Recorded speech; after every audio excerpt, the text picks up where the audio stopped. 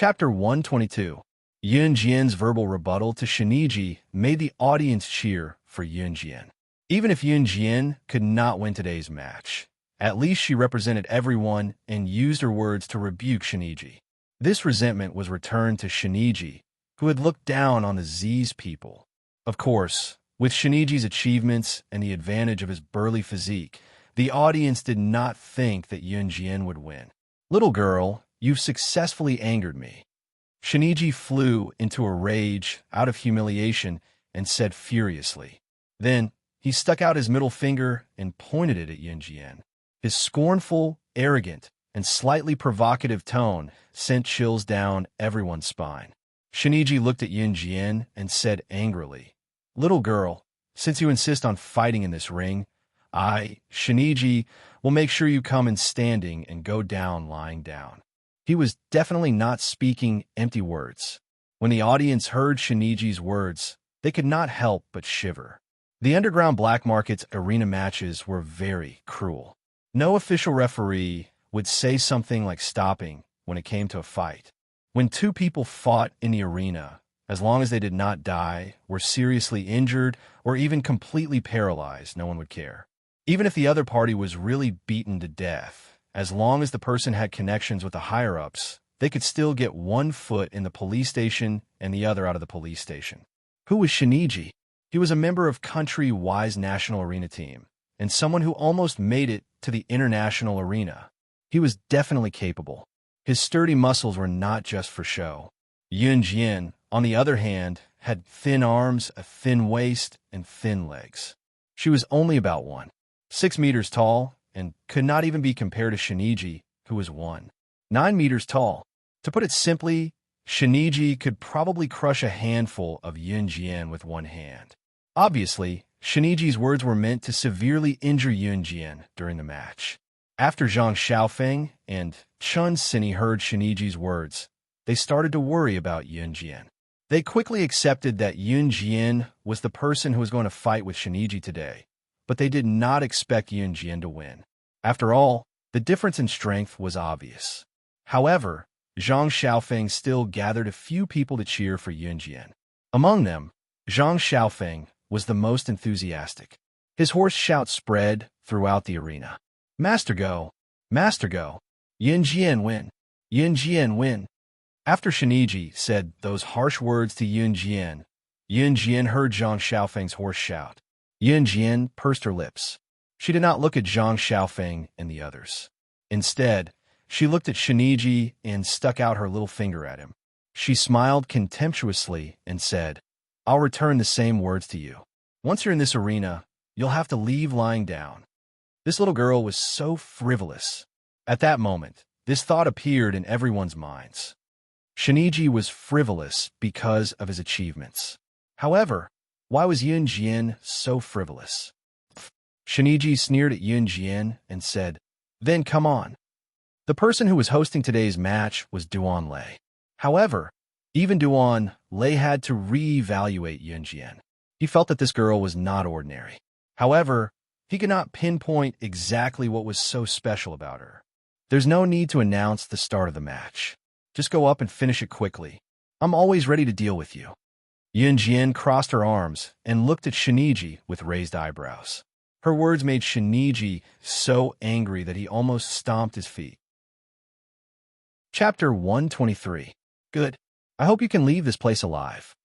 Shiniji snorted in a strange tone. He clenched his fists, and his knuckles cracked. Everyone who heard the sound couldn't help but shudder. On the second floor of the arena, in the VIP seats, Su Zetian frowned as he looked at the confident girl in the arena. This match was very important to him. That was why he asked the Kosha mercenaries for help. Although Yunjian was young and looked harmless, Su Zetian knew very well that the people sent by the Kosha mercenaries were all hiding their strength. Even a 7- or 8-year-old child from the Kosha mercenaries could smile and look at you in the eye for 1 second, then pull out a gun and kill your opponent in the next second. And Yunjian. Su Zetian stared intently at the arena, but his thoughts suddenly changed at this moment. Once Shiniji was done with his words, he bellowed and charged at Yunjian with a clench of his sturdy fist. At that moment, everyone held their breaths. Everyone looked at the girl in the arena quietly.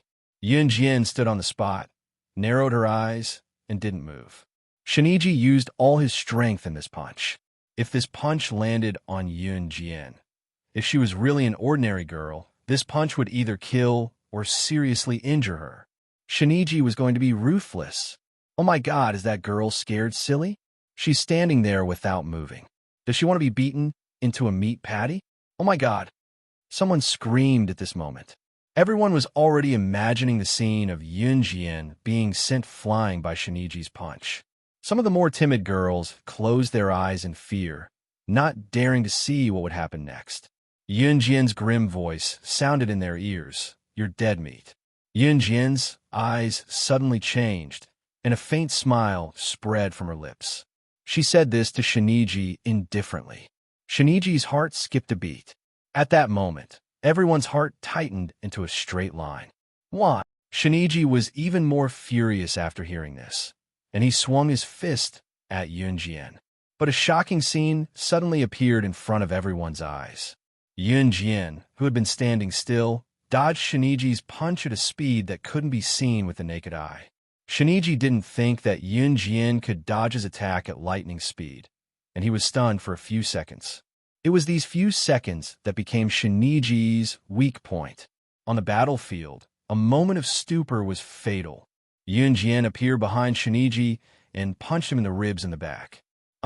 Immense pain spread through his entire body, and Shiniji fell to the ground with a bang, letting out a heart-wrenching howl. Victory and defeat had been decided in one move. She defeated Shiniji in just a few seconds and a single move. She defeated Shiniji, an expert who almost made it to the International Challenge Tournament.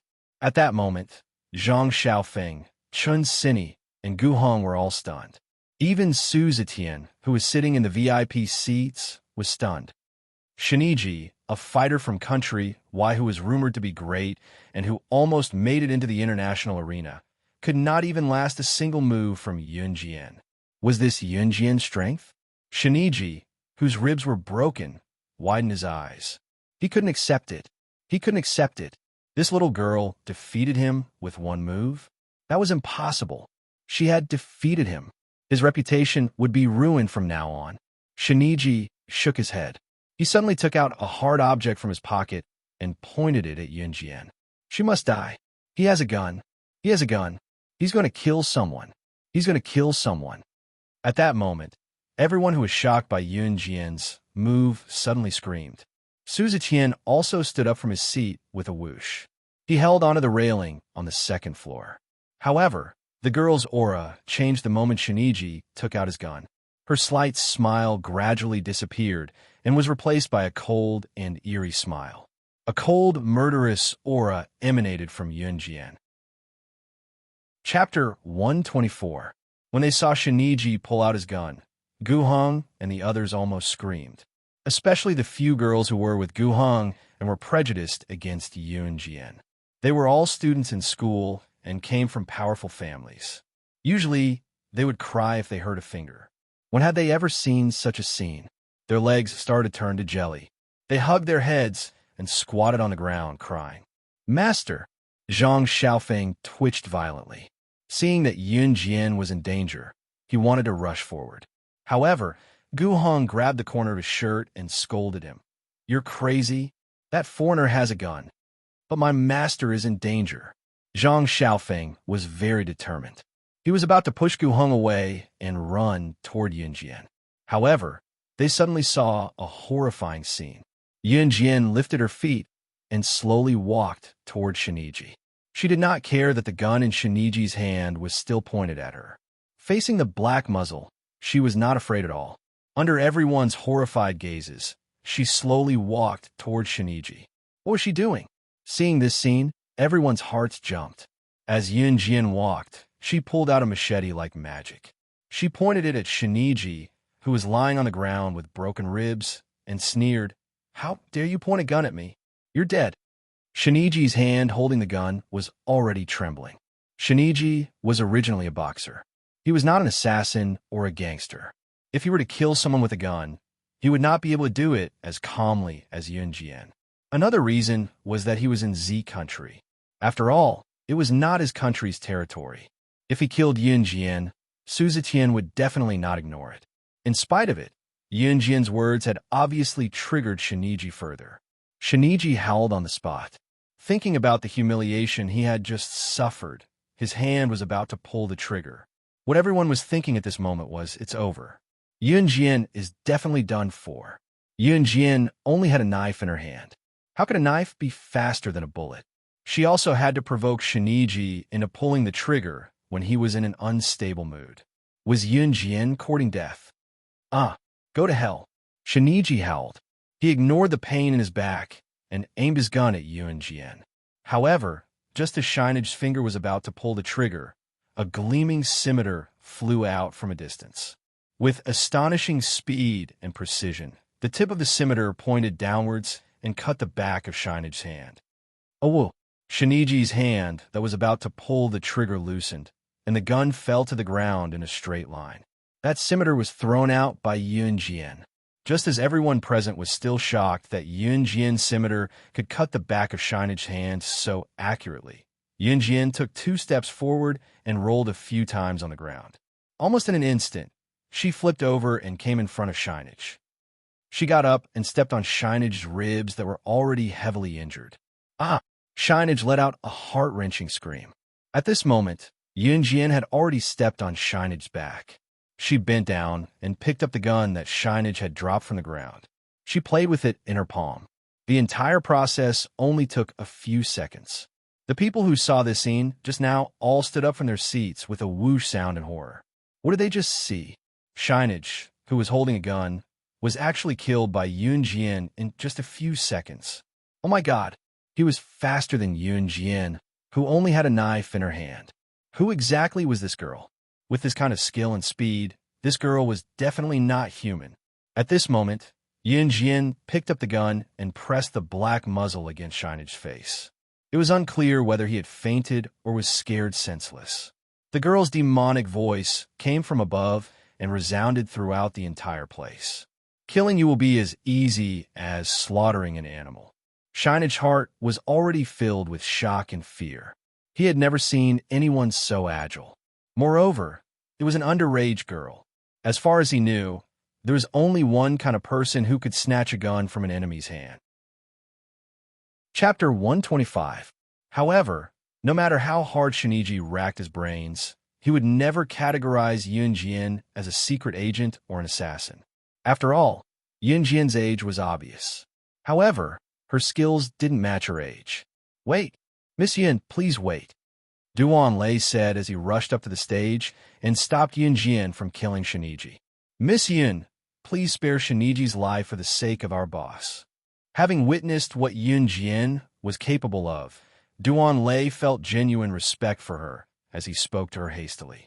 Although Shiniji deserved to die, he was a member of Country Y's national arena team. Killing him was equivalent to killing a key figure that Country Y had groomed. Naturally, Country Y's people would not let it go. This was no longer a matter of personal grudges. It would lead to a bloody battle, and the consequences would be severe. You want me to let him go? Yunjian raised her eyebrows as she held the pistol and patted the black muzzle on Shiniji's face twice. Faced with the young lady's questioning, Duan Lei could not help but gulp. Finally, he mustered up his courage and nodded. Yes, sure. Yunjian's casual words made everyone present heave a sigh of relief. After all, this was a competition. Shiniji's drawing of a pistol was enough to make everyone afraid. If Yunjian were to kill someone in public, many people present would probably lose sleep for several nights. At that moment, Yunjian's eyes suddenly sharpened. She lifted her foot from Shiniji's back and took 2 steps back to stabilize herself. Then, she said to Duan Lei, I can let him go. At that point, even Shiniji, who was lying on the ground and starting to feel dizzy, breathed a sigh of relief. The one thing he regretted the most was underestimating Yunjian. Don't mess with her. But his hand, I want it. Yunjian's casual words were suddenly heard in the next second. What followed was the crisp sound of a gunshot. Bang! Bang! The gunshot sounded and the gun fell. 2 bullets pierced through Shiniji's wrist and into his bone marrow.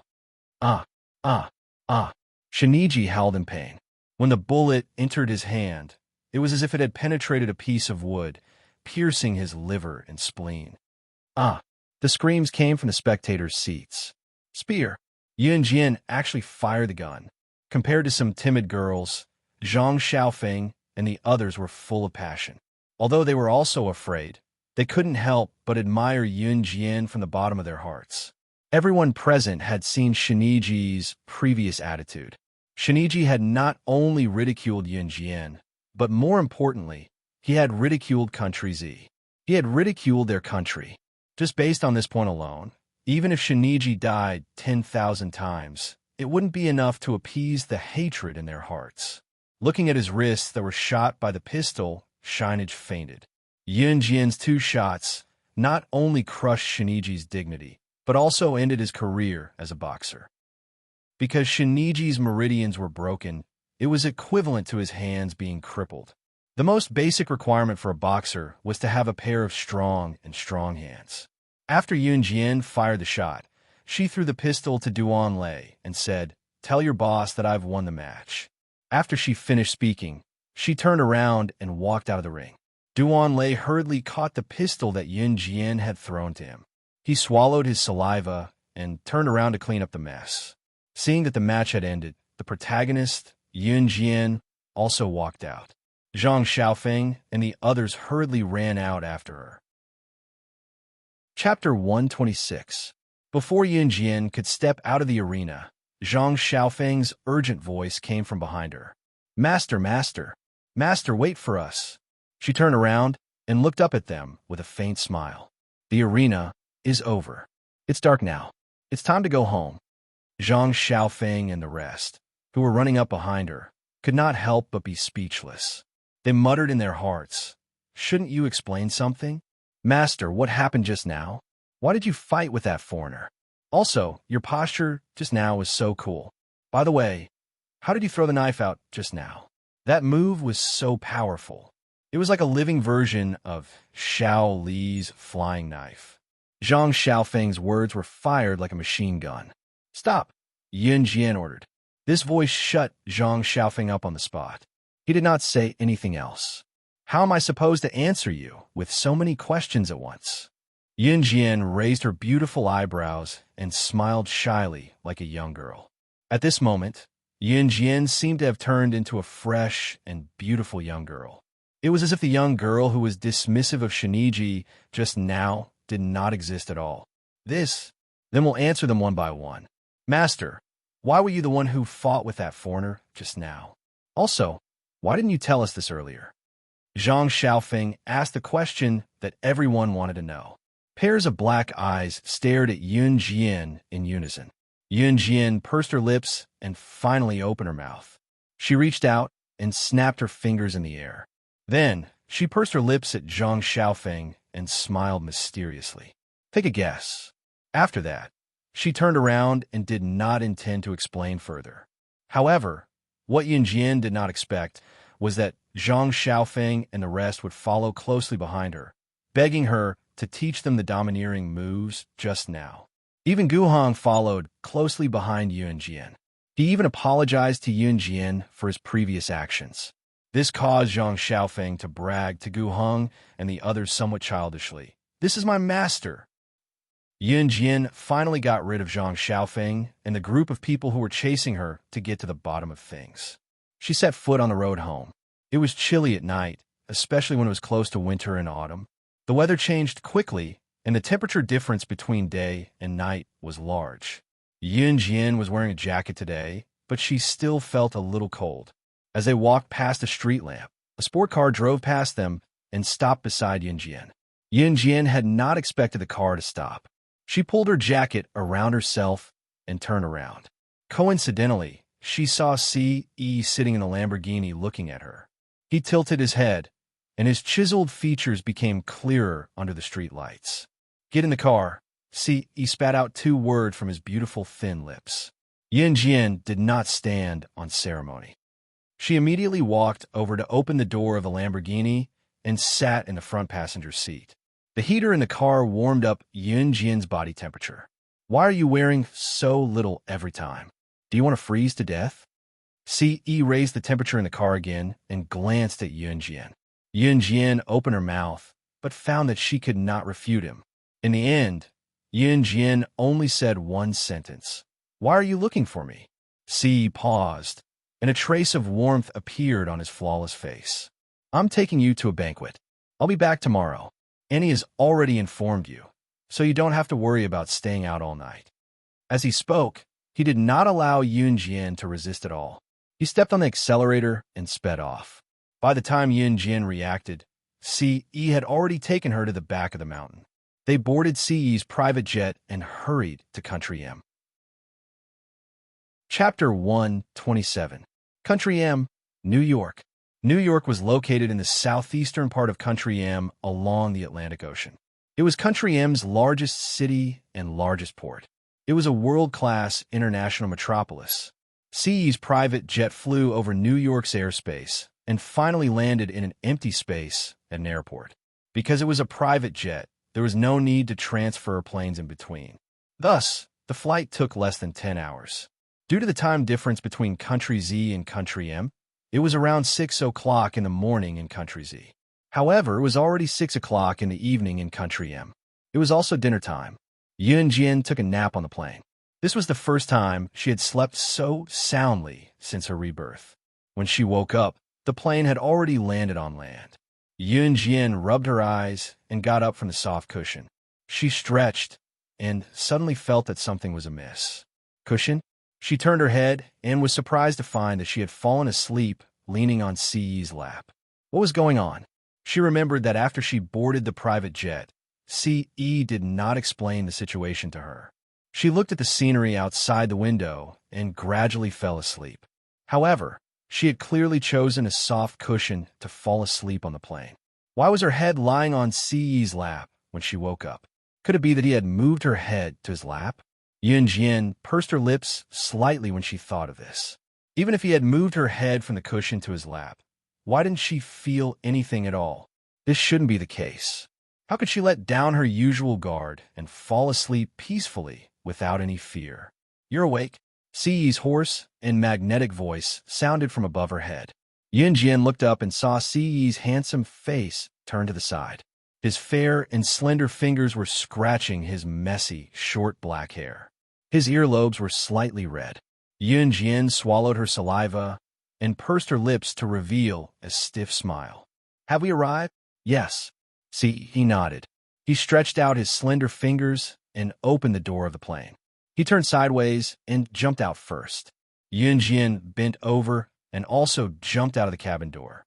After Yunjian landed on the ground, Ce grabbed her little hand and walked towards the street. Yunjian was stunned by Ce's actions. She wanted to shake off his hand, but found that he was not as strong as her. This was also the first time she had encountered such a situation. She immediately blushed and lowered her head. Don't look at how Yunjian could kill people so easily. Even if she saw erotic scenes in her previous life, she could still do it without blushing. However, he felt that Ce was different from everyone else. She couldn't describe how she felt. The banquets of the upper class usually started at around 8 o'clock, which meant that there was still some time left. Ce smiled beautifully as he held Yunjian's warm little hand and walked towards one of the top clothing stores in New York. This clothing store was owned by a world-class fashion designer in New York. Usually, it received very few customers. However, the customers it received were all world-class bigwigs. As Ce held Yunjian's little hand and walked into the store, Yunjian saw two men in their 20s walking toward her. When the two men saw Ce and Yunjian holding hands, they couldn't help but be stunned. Then they walked in front of Ce and lowered their heads. Young master, the dress is ready. Yunjian was also stunned when she saw the two men. They were the two men who had been standing on either side of Ce when she had first met Ce. Chapter 128. Ce nodded slightly. He pulled Yunjian past the two men and walked toward the changing room. The two men were left dumbfounded. F***CK. Is the young master enlightened? He's even learned how to hold a woman's hand. One of the men rubbed his hands, a trace of surprise appearing on his handsome face. He couldn't hold it in any longer and said to the other man, "Adam, the young master's matters aren't something you and I can casually discuss. Do your job well." The other man, who looked more composed, reminded him before turning to leave. The man called Adam stood there and clicked his tongue twice. He muttered to the more composed man, "Go, go, go. You're the most serious one." See, he had a custom-made lace evening gown for Yunjian. It was pure black and not revealing at all. This evening gown was designed by the world's top fashion designer and was one of a kind in the world. Its economic value couldn't be measured by money. After Yunjian changed and came out, she saw that Ce had already changed into a formal suit. Ce's foundation was very good. His handsome face was flawless. His tall nose bridge and deep eyes exuded the aura of a king. The black suit clung to his muscular skin. When Yunjian came out, Ce's fair and slender fingers tugged at the tie of his suit. From the side, he looked like a still and untainted figure in a painting. He was so handsome and delicate that there was nothing to nitpick about him. Even though Yunjian had seen many handsome and delicate men in her previous life, none of them could compare to the one in front of her. She was stunned for a few seconds. "What's wrong?" Yunjian only reacted when she heard a pleasant male voice. Ce narrowed his eyes as he sized up the young lady in the black lace evening gown. Every time he met Yunjian's eyes, he would suppress his distant feelings towards women and wanted to take a step closer to her. When he first discovered this, even he couldn't believe it. He knew himself very well. He hated women. Ever since he was young, as long as there were women around, he would feel nauseous. If a woman came close to him, he would feel extremely disgusted. This is a quirk, but it was different for Yunjian. He could feel it deeply. Yunjian's petite figure kept floating in front of him. That faint milky fragrance lingered at the tip of his nose, making him feel a little different. That was why he couldn't help but get close to her, and even hold her hand. Therefore, when Ce saw Yunjian's smooth and tender arms, the lace gown that accentuated her petite figure, and her well-developed twin peaks, he couldn't help but gulp. "Let's go." Yunjian moved her red lips and walked out directly.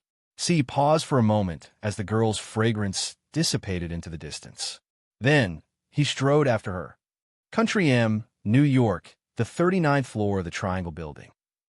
In the middle of the room, a dignified and imposing middle-aged man in his 40s was holding a glass of red wine and chatting amicably with a man of the same age in front of him. This dignified middle-aged man was called Ce Chu. He was the head of the armaments family, Cold Pavilion. Without a doubt, he was also Ce's biological father. At this moment, Ce Chu was chatting happily with the middle-aged man opposite him. Chapter 129. Ce Chu followed the middle-aged man's gaze and saw a 17 or 18-year-old girl standing there. She was pretty and had an outstanding temperament among the group. Of course, as the leader of the arms family, Ce Chu did not care about the appearance of his future daughter-in-law. He cared about the marriage between the big families and the friendly relationship between the big families. He nodded at the middle-aged man and praised hypocritically, "Old sure, your daughter is not bad. She has a good temperament." This was Ce Chu's highest compliment. He patted the man's shoulder as he spoke. Shurichuan's face lit up. He moved closer to Ce Chu and smiled. "Then about the marriage between Ce and my daughter. Of course it's a done deal." Ce Chu replied with a laugh and an absolute tone. Shurichuan smiled and lowered his voice to ask Ce Chu, "Then, does Ce agree to this marriage? How can he not agree to this kind of thing?" I'm his father. Can't I make the decision for such a small matter?" Speaking of this, Ce Chu suddenly felt as if he had been hit on the trigger point. He said angrily, speaking of his son, he really could not control him. However, he would never lower his head in front of outsiders.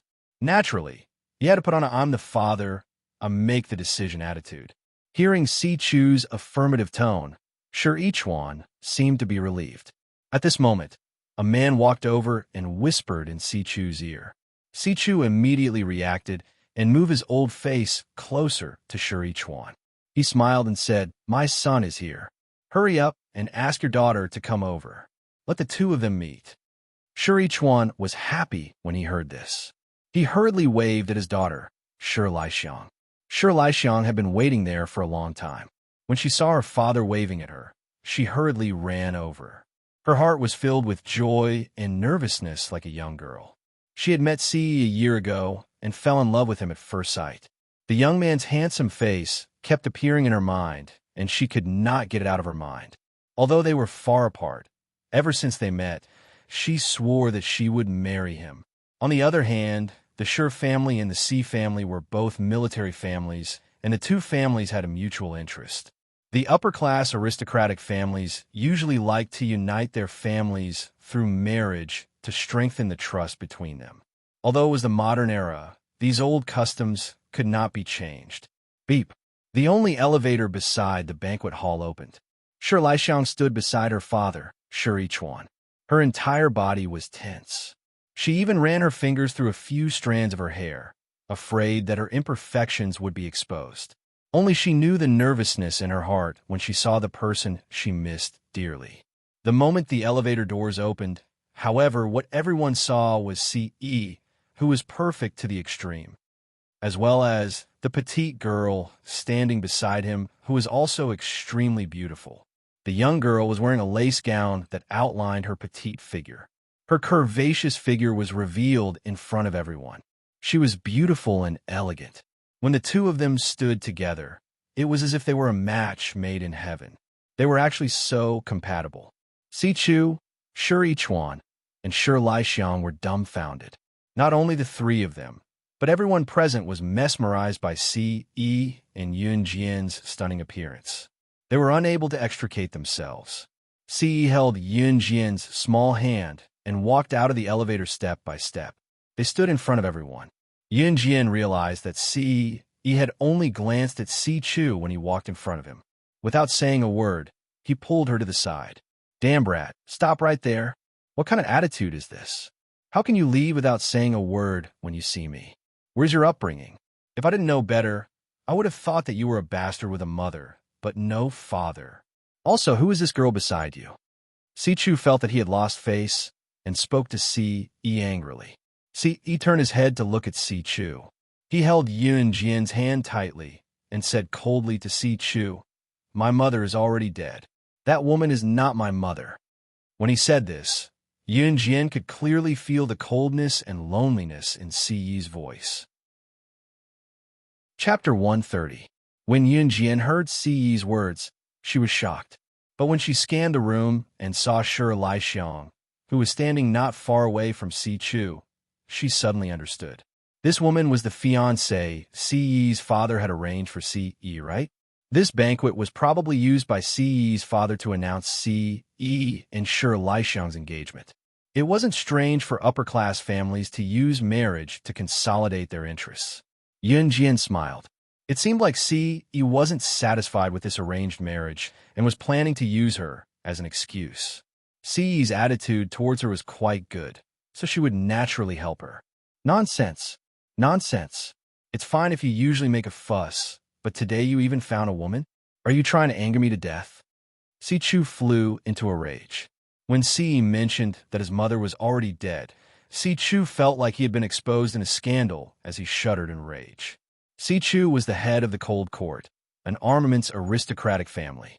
After he married Ce's mother, he divorced Ce's mother in order to expand the Cold Court's power and influence. He then married the daughter of another armaments aristocratic family. At the same time, Si Chu also forced Ce's mother to stay by his side. In the end, Ce's mother became depressed and committed suicide due to depression. Today, in order to consolidate his position in the Cold Court, Si Chu planned to use Ce's marriage to form a marriage alliance with the Shi family. But he didn't expect that Ce would have such a huge reaction. He even found a woman to humiliate him in public. This made Si Chu, an internationally renowned armaments tycoon, completely furious. "Brother Ce, it's wrong of you to do this. Don't make Uncle angry." Shi Laixiang looked at Yun Jian's and Ce's intertwined hands. She dug her fingertips into her skin and played the role of the good guy. She spoke coyly to Ce in a gentle voice. "What are you? What does my business have to do with you?" Ce cast a sidelong glance at Shi Laixiang, not giving her any face at all. Shi Laixiang had originally planned to speak up after Si Chu had spoken. This way, she could improve her image in front of Si Chu and let Ce see her gentle side and have a good impression of her. But who would have thought that Ce wouldn't give her any face at all? She looked at Yunjian, who was standing next to Ce, and she became even angrier. Her eyes turned red because the person she had been longing for had said such things to her. Si Chu felt humiliated at once. He knew that he couldn't control his son, so he pointed at Yunjian and threatened her. Which family's young lady are you from? Rong family? Wen family? Fong family? I don't care which family's young lady you're from. Get out of here now, or your family will disappear from the international stage forever because of you. The aristocratic families that Si Chu had pointed out were all internationally renowned big shots. It was obvious that he thought that Yunjian was a young lady from one of these aristocratic families. Yunjian was amused when she heard that. She narrowed her eyes and met Si Chu's murderous gaze fearlessly in front of everyone. Her red lips curled up. I'm a young lady from the Yun family. Let me introduce myself. My name is Yunjian. I live in Country Z's Longmen City. My mom is a waitress at a hotel. Country Z's Longmen City. A waitress at a hotel. Everyone latched on to these words. Si Chu stomped his feet, almost vomiting blood from anger. He thought that the woman his son had found would be a socialite of the upper class, even if she wasn't from an aristocratic family. Chapter 131. Si Chu was furious. He did not threaten Yunjian anymore. Instead, he waved his hand and called for his bodyguards, intending to chase her out. Someone chase her out.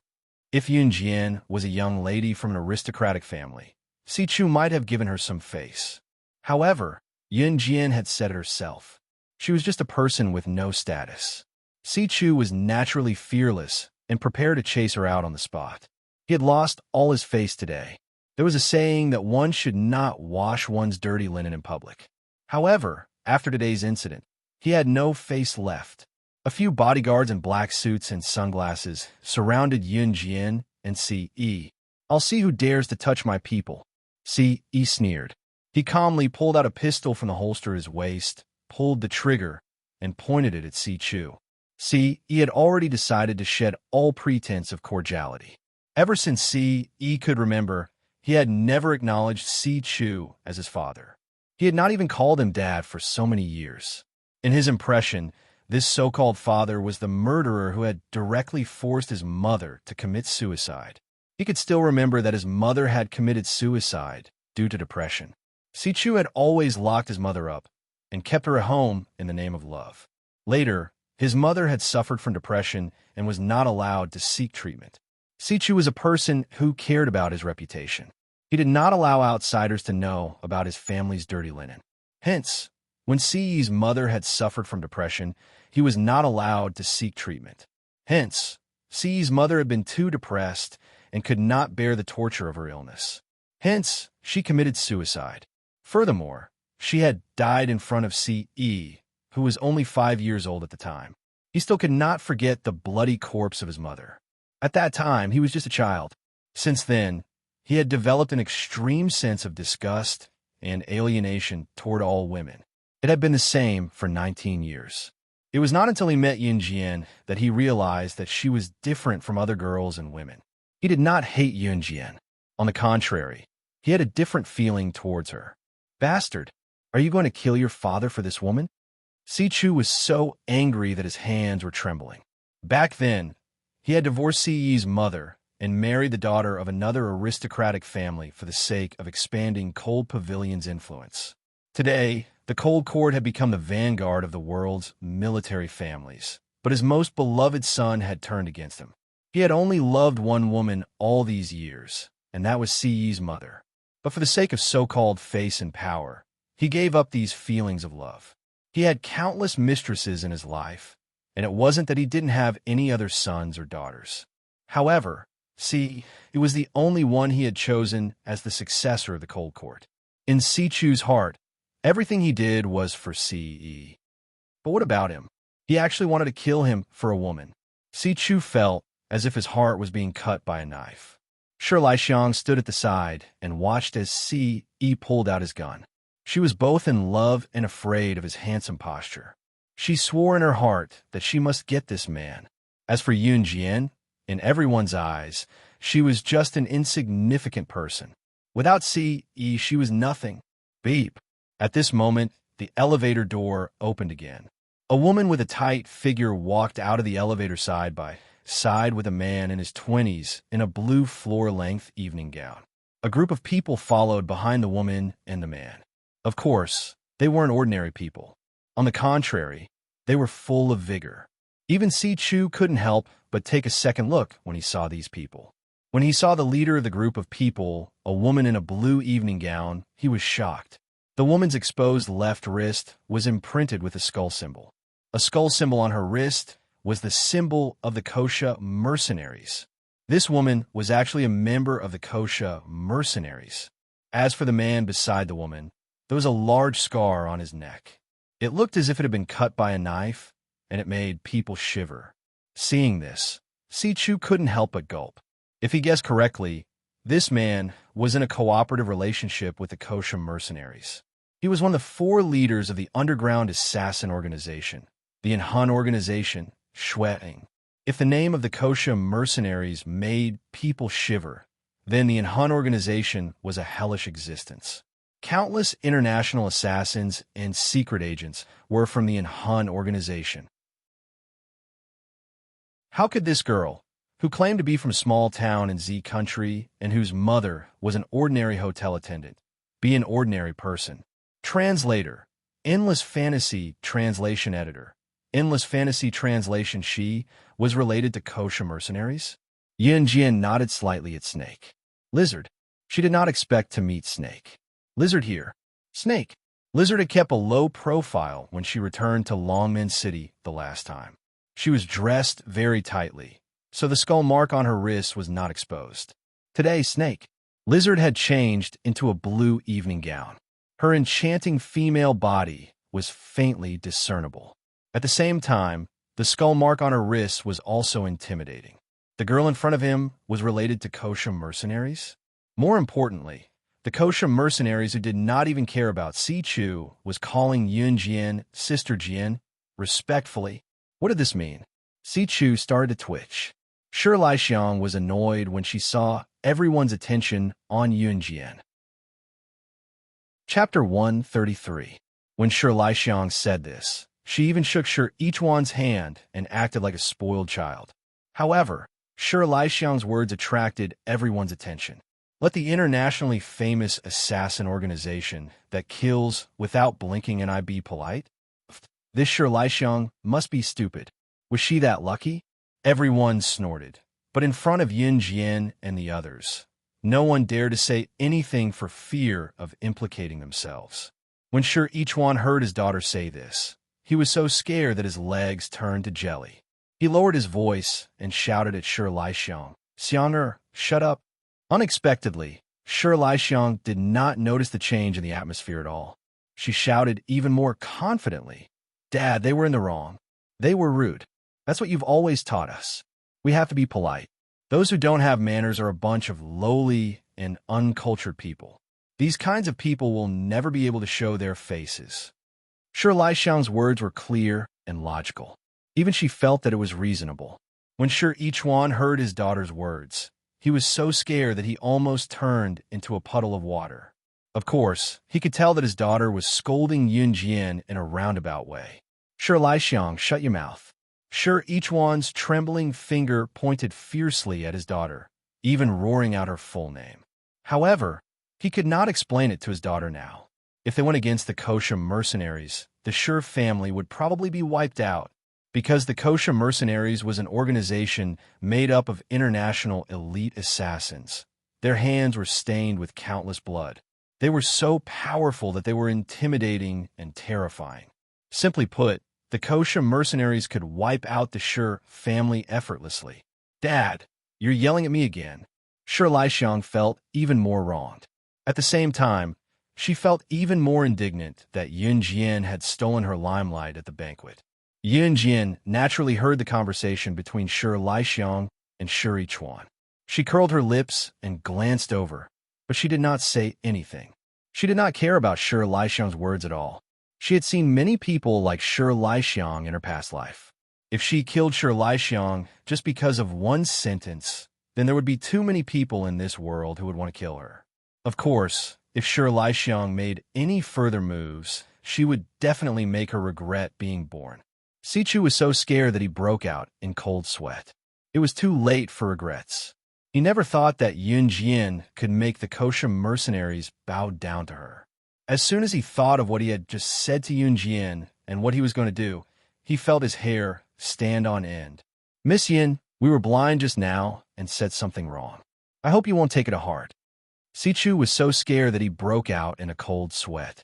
His attitude towards Yun Jian had changed completely. Siyi's sword-like eyebrows flashed. He stood beside Yun Jian and smiled at her. He sneered at Sichu's attitude.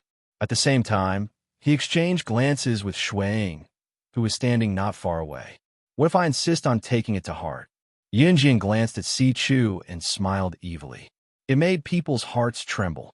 Sichu's heart thumped, and he was sweating profusely.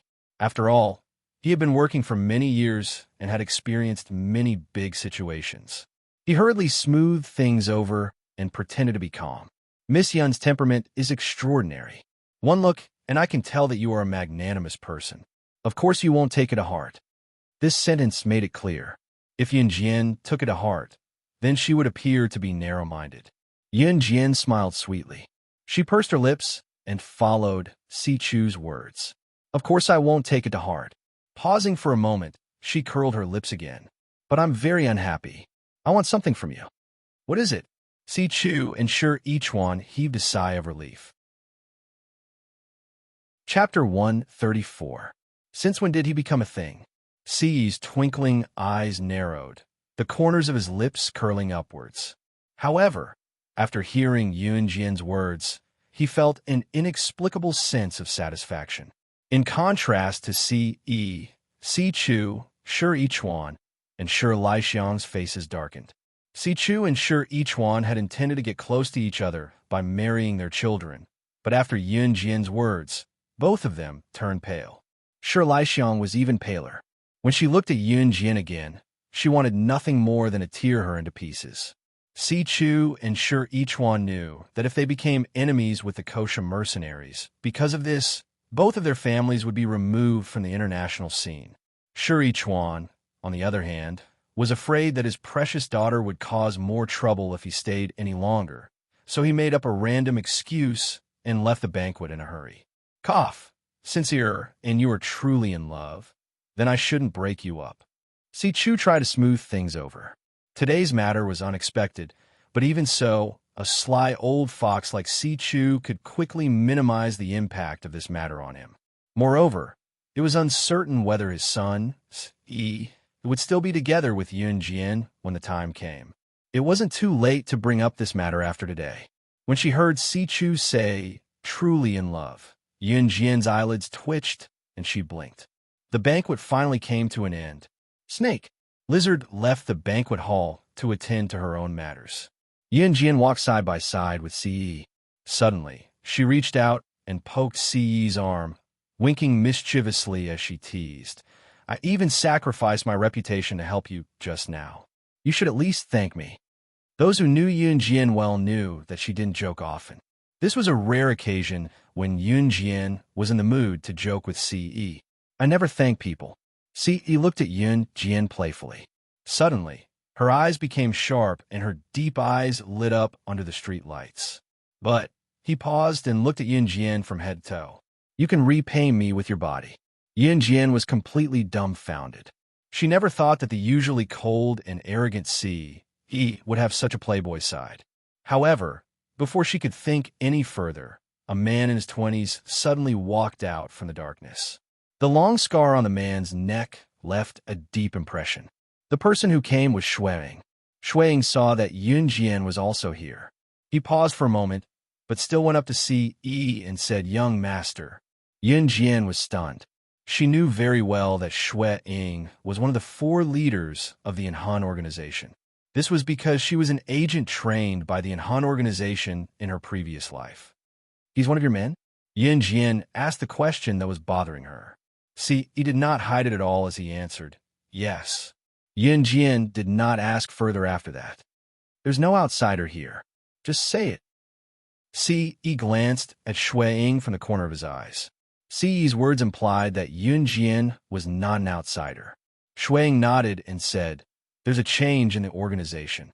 He could already tell what had happened from the 5 words. He turned to look at Yun Jian, his handsome face tilted slightly to show her an exquisite outline. I have something to do.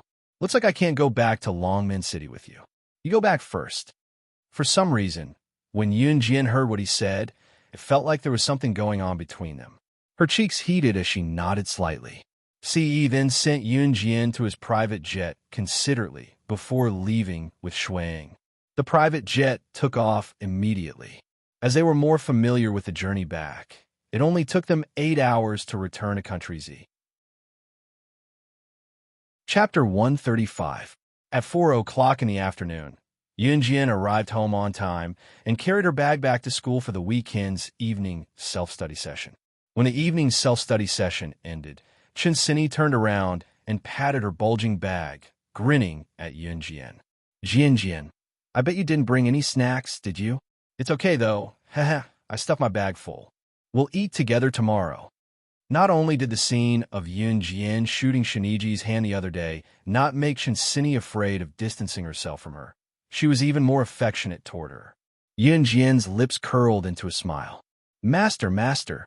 Before his seat had even warmed up after class, Zhang Xiaofeng rushed to Yun Jian's seat and said hot-bloodedly, Master, you must teach me real skills this time.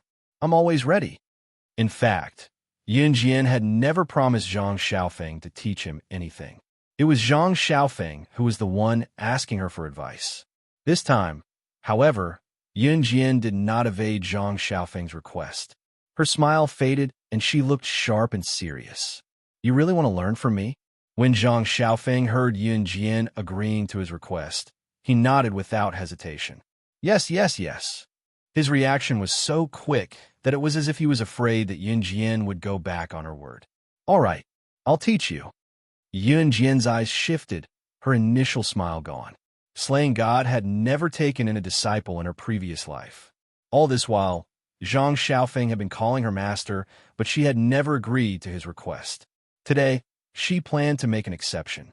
Yun Jian paused for a moment, and a vicious aura emanated from her body. She looked at Zhang Xiaofeng and said to him in a fierce tone, without the slightest hint of joking, Be my disciple. I will train you and make you a first-class expert.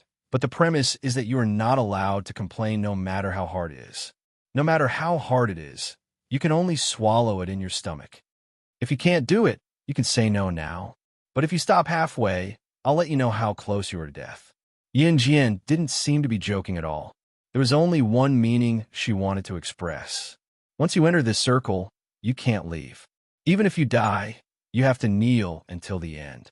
What's more, if her disciple couldn't even endure this bit of hardship, what right did she have to stand on the same side as her? Slaying God would never accept weaklings around her. Zhang Xiaofeng's eyelids twitched when he heard Yun Jian's words. He knew that Yun Jian was a woman of her words. However, he clenched his fists and said to Yun Jian with determination, I can do it. All right. Yun Jian smiled at him and said, See you at the field tomorrow at 4 o'clock in the morning. Huh? 4 o'clock? Zhang Xiaofeng was stunned. 4 o'clock in the south was not even dawn yet. Yun Jian shot him a fierce glare, and Zhang Xiaofeng immediately swallowed his words. Chen Sini watched from the side and snickered. Early the next morning, the sky was still dark. As expected, Zhang Xiaofeng was caught by Yun Jian for training in the field. Zhang Xiaofeng didn't have any foundation in killing moves. Fortunately, his body was flexible, and he said that he had practiced judo and taekwondo before. Yun Jian made him run around the field. She didn't want to train him to be an expert in fighting. Instead, she wanted him to be someone who could protect himself and kill a high-level assassin. After a whole morning of training, Zhang Xiaofeng was exhausted. However, He obeyed what he said earlier and didn't complain at all. Both of them only walked out of the field and headed to the classroom at 5:50 a.m. At 6:20 a.m., a bus contracted by the school arrived outside the school. The teachers arranged seats for the students one by one, and the bus headed to the location of the spring outing, the forest park.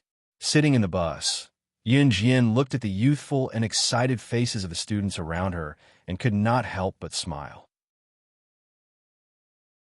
Chapter 136. Forest Park was a first-class botanical park in Longmen City. There were professional gardeners taking care of the flora and fauna in the park. At the same time, there were many game venues and an empty plot of land for tourists to have a barbecue. Therefore, there was an endless stream of tourists visiting during the cool seasons of spring and autumn. Once they got off the bus, the teachers allowed the students to do whatever they wanted. Chinsini pulled Yunjian along as she looked around and walked quickly. Zhang Xiaofeng, who was behind them, carried 2 heavy school bags and ran to catch up.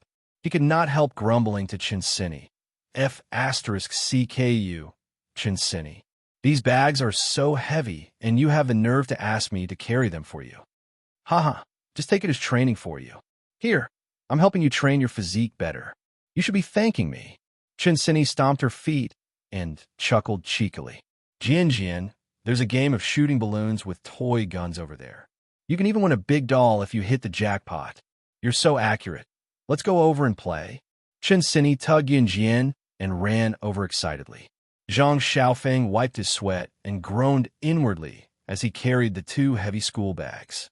In the end, he gritted his teeth and followed them angrily. The balloon shooting game had only become popular recently. It was available in some parks, scenic spots, or large entertainment venues. Little boys like to play with toy pistols, sniper rifles, and rifles. This balloon shooting game used this kind of toy rifle to shoot balloons. The bullet fired by the rifle was only a small bullet the size of soybean. It was not a real bullet and had no lethality, so even if it hit, there was no danger at all. Of course, there was a limit to the number of bullets used in the balloon shooting game. After paying the corresponding amount, the player could shoot 15 bullets and burst a few balloons with each bullet. The corresponding prize would be given according to the number of balloons burst. If each of the 15 bullets could burst a balloon, the player could win the biggest prize, a big doll about a meter in size. Of course, these toy rifles have been tampered with by the boss, so the bullets fired from them were all off target. Otherwise, if everyone got shot, the boss would definitely suffer a loss. Boss, we want to play once. Chinsini pulled Yunjian to stand in front of the balloon shooting game table, paid the money, and giggled.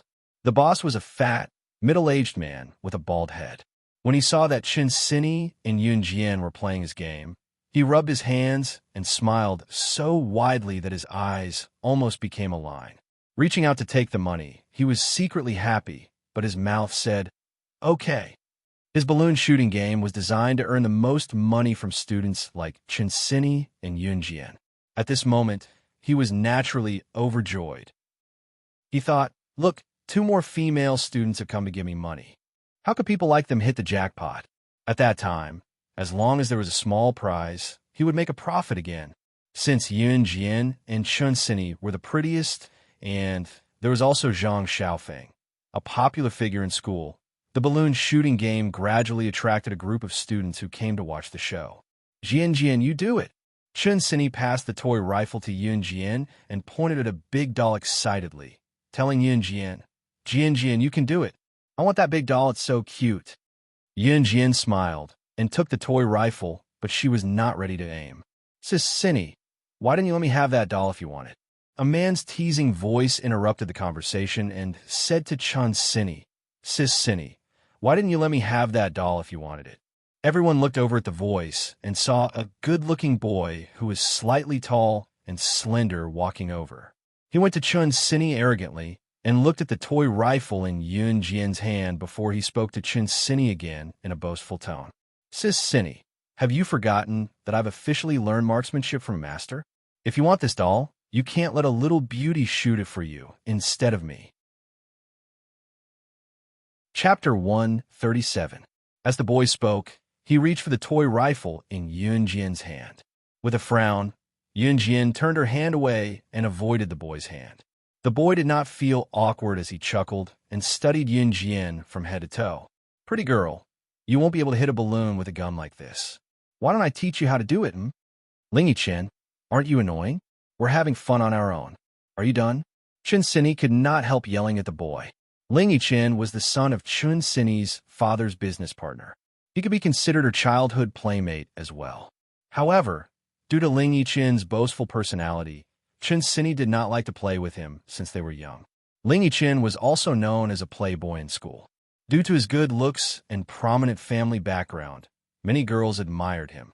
He was a boy who changed girlfriends more frequently than he changed clothes. It was because of this that Chun Sini kept a respectful distance from him. Aya, Sister Sini, who are we? Don't make it sound like we're so distant. Lingy Chen was indeed a master flirt. He managed to turn the awkward situation around with just a few sentences. In spite of it, Lingy Chen's dark eyes were fixed on Yun Jian as he spoke to Chun Sini, looking like he was deep in thought. Chun Sini was dumbfounded for a moment before she realized what was going on. Was Lingy Chen trying to set his sights on Jian Jian? She quickly pulled Yun Jian behind her and said to Lingy Chen, don't think I don't know what you're thinking. Jian Jian is my friend. Don't you dare set your sights on her. That's right. Sini, your cousin supports you. Zhang Xiaofeng chimed in from the side. It was rare for the siblings to be united for once. The atmosphere then turned a little strange. Yun Jian blinked and looked at Chun Sini and Zhang Xiaofeng, who were protecting her like a treasure. She couldn't help but grin. Look at you, Sini. You're talking as if I'm a gangster. Do I look like such a rascal to you? Lingy Chen laughed and continued to bicker with Chun Sini in his unique teasing voice. You. Just as Chun Sini was about to flare up at Lingy Chen, Yun Jian turned her delicate face to Chun Sini and asked, which doll do you want?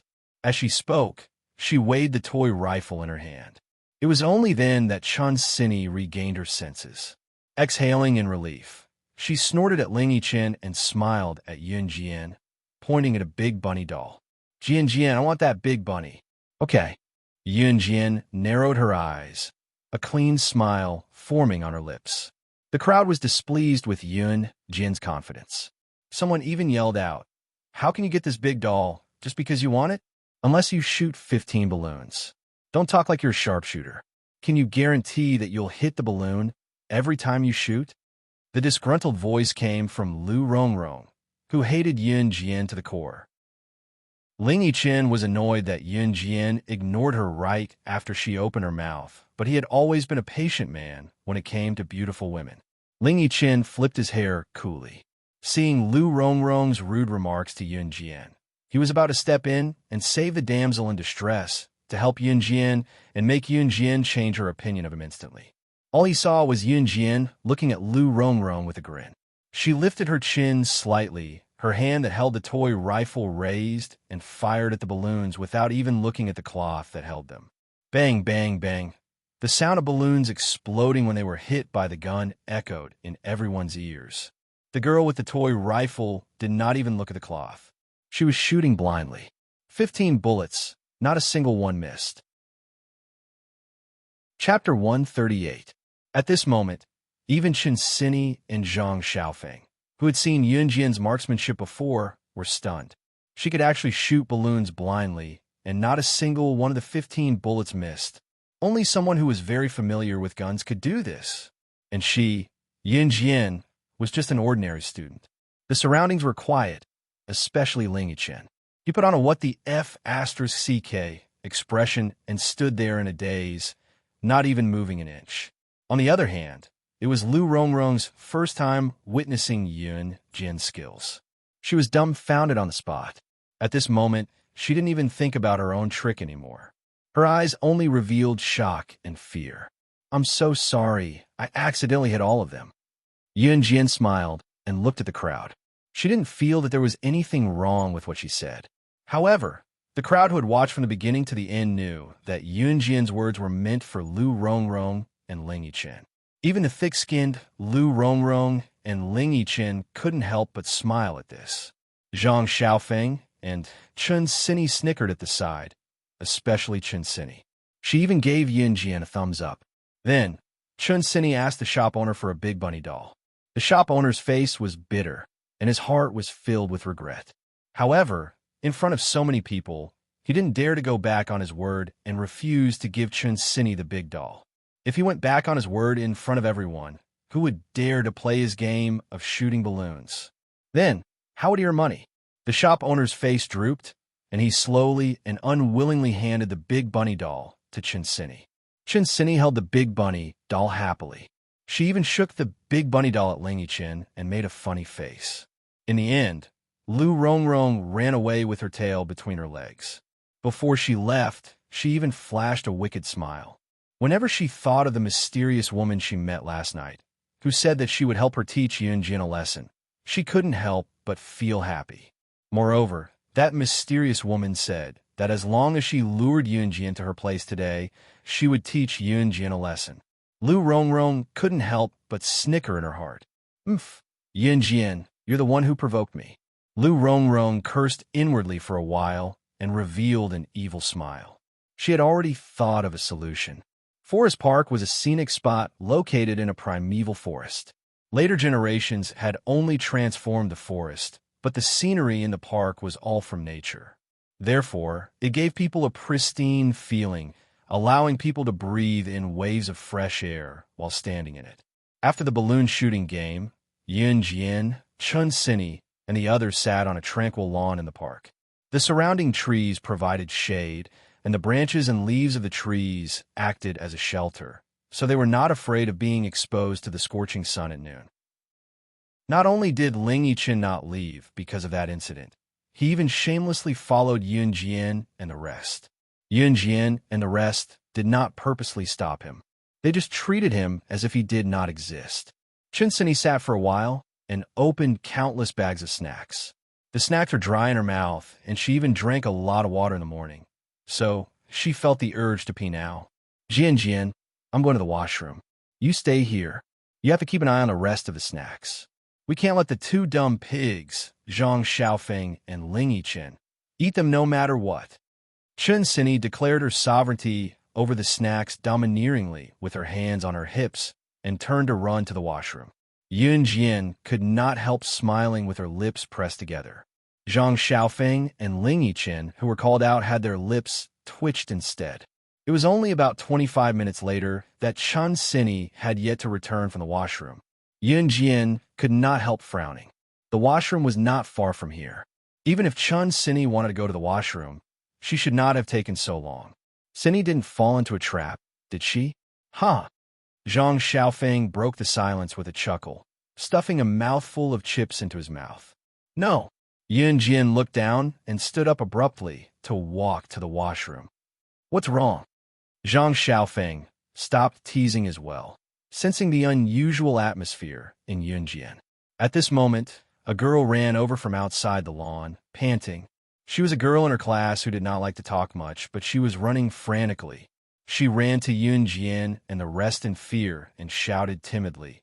Chun Sini, she was... The girl could not catch her breath. She took 2 deep breaths and continued. She's been taken away by a group of cruel people. They look like gangsters. It's so scary.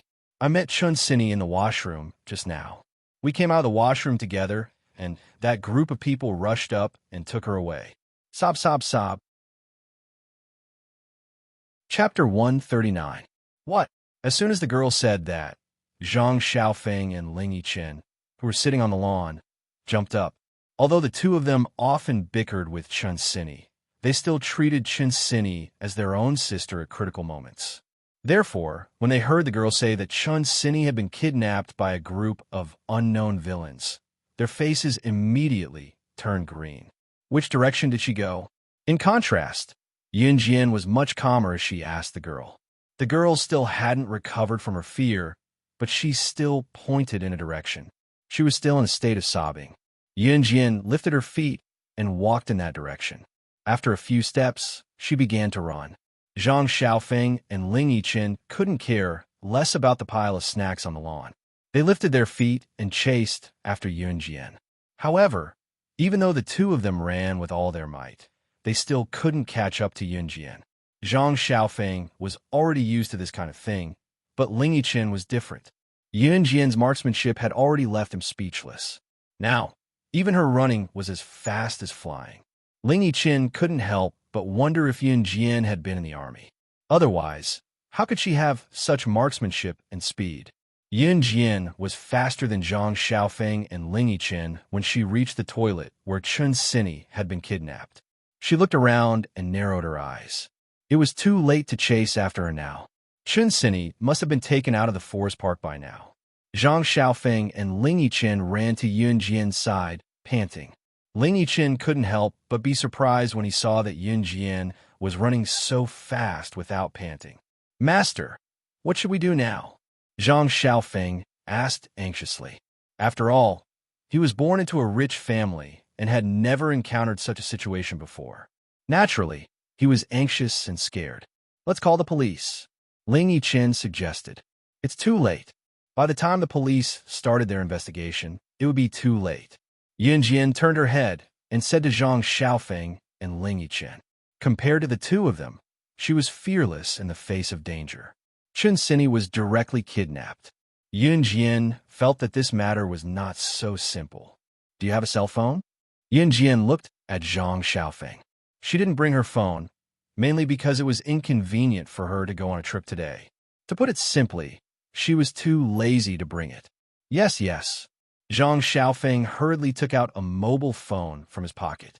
He didn't ask what Yun Jian was going to do. He didn't know why he had such a feeling, as if as long as Yun Jian was here, this matter would be resolved safely. Yun Jian took the phone. Her nimble fingers pressed a few buttons on the phone and made a call. There were no touchscreen phones in this era, and Zhang Xiaofeng's phone was from the Nokia brand. Nokia was a brand that had become popular recently. Zhang Xiaofeng could keep up with the trend, which meant that his family was indeed rich. Beep, beep, beep. The call was picked up immediately. After the call was connected, there was no sound from the other side. Yun Jian's call was directly to the headquarters of the Kosha Mercenaries Intelligence Team. The Kosha Mercenaries Intelligence Team was distributed all over the world. Even if there were some changes in the local feng shui of various countries, the intelligence team would also collect information. Chun Sini had been kidnapped. Yun Jian would ask the intelligence team to investigate thoroughly and get the news as soon as possible. At the same time, the intelligence team of the Kosha mercenaries would not speak first when they answered the phone. To kill is to stop, to become a god. Yun Jian opened her mouth and uttered the code for intelligence gathering with the intelligence team in fluent English. Chapter 140. After Yun Jian gave the code, the other end of the phone was silent for a few seconds. Then a low and strange female voice sounded. "What instructions do you have?" Yun Jian knew from the voice that this person was the head of the Kosha Mercenaries Intelligence Team, Diani. Diani was the head of the Kosha Mercenaries. The intelligence team that she led had always been accurate. Many international business tycoons had bought intelligence from Diani at high prices. The price had even risen to hundreds of millions of US dollars, all for the sake of obtaining accurate information. The intelligence team took up a significant portion of the Kosha mercenaries' financial income. This could not be helped without the guidance of the intelligence team's head, Diani. "Help me investigate a person." Yun Jian relayed her location and the process of the incident in English.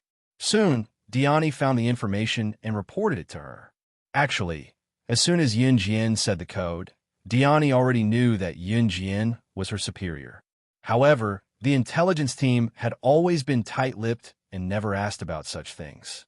They only knew how to search for information and then report it to the other party. Until Yun Jian hung up and handed the phone back to Zhang Xiaofeng. Zhang Xiaofeng and Ling Yiqian were still in a daze. They did not understand what Yun Jian said at all.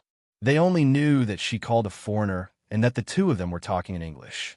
However, at this critical moment, why did she call a foreigner? Yun Jian was already walking forward. The two of them hurriedly followed her footsteps.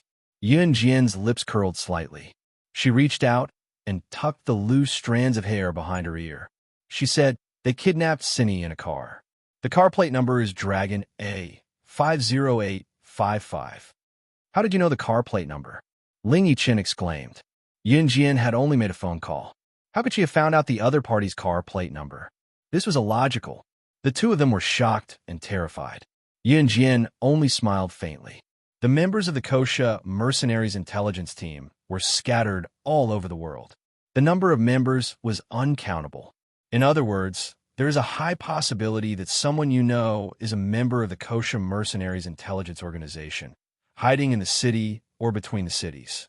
His job was to constantly search for changing information. What's more, the intelligence team didn't just rely on manpower to gather information. They could use any electronic products, and they could even use mobile phones to enter a wide range of systems in the shortest amount of time. However, after excluding the ordinary vehicles in the area, the final result was obtained. Now that we only know the license plate number, how are we going to find Cindy? Zhang Xiaofeng asked the key question. Yun Jian, on the other hand, narrowed her eyes and turned her head to the side. The girl's delicate eyebrows twitched as she coldly said, "Based on the license plate number, do you think we can't find the other party's address? Based on the license plate number, ordinary people would not be able to find the owner's home address. However, the public security organs of some departments could search for it. But don't forget that there is another type of person who can, hackers." Yun Jian was a hacker herself. She was proficient in computer programming, assassination, and explosives. However, this time, Yun Jian didn't need to check the license plate number and the owner's home address. Dai Ani had already told her. However, Yun Jian didn't explain this to Zhang Xiaofeng and Ling Yichen. Now wasn't the right time to do so. Then where is Cindy now? Zhang Xiaofeng only wanted to know this now. Yun Jian took a step forward with her long, slender legs. Then, she paused and said, "The Premium Casino." Chapter 141. The finest casino was a casino in itself, where all the gamblers gathered together. The casino itself belonged to the second largest mafia group in Longmen City, the Nine Valleys Gang. There were two major mafia groups in Longmen City. The first was Dragon Head Gang, while the second was the Nine Valleys Gang. Su Zetian's Dragon Head Gang had tens of thousands of brothers and owned all the bars and night markets in Longmen City. Su Zetian was also a member of the Kosha mercenaries, so his position as a mafia boss was secure. However, the second largest mafia group in Longmen City, the Nine Valleys Gang, was not to be underestimated. Other than Dragon Head Gang, the Nine Valleys Gang was the second largest mafia group. Even if they did not have tens of thousands of brothers, they were close to this number. Moreover, he had divided many regions. Even Longmen City's top casino, the famous Prime Casino, belonged to the Nine Valleys Gang. As the saying goes, a mountain cannot accommodate two tigers. As the underworld boss, Su Zetian naturally wanted to eliminate the Nine Valleys Gang, the only big gang that could threaten him. In spite of this, he did not have the strength to do so. The Kosha mercenaries could send someone to help him win a match, but they would not go to such lengths to eliminate the Nine Valleys Gang that was a threat to him, a mere mafia boss of Longmen City. It was unrealistic. In addition, the Nine Valleys Gang's influence was not weak, especially in recent years when they had gained more power. Su Zetian could no longer eliminate them with his Dragon Head Gang's influence alone, so he could only let them continue to develop. Yun Jian and the other two did not have time to inform their homeroom teacher as they left the forest park and hailed a taxi to the Prime Casino. To be honest, Zhang Xiaofeng and Ling Yichen were still rather fearful of places like the Prime Casino. The term mafia was enough to send chills down one's spine.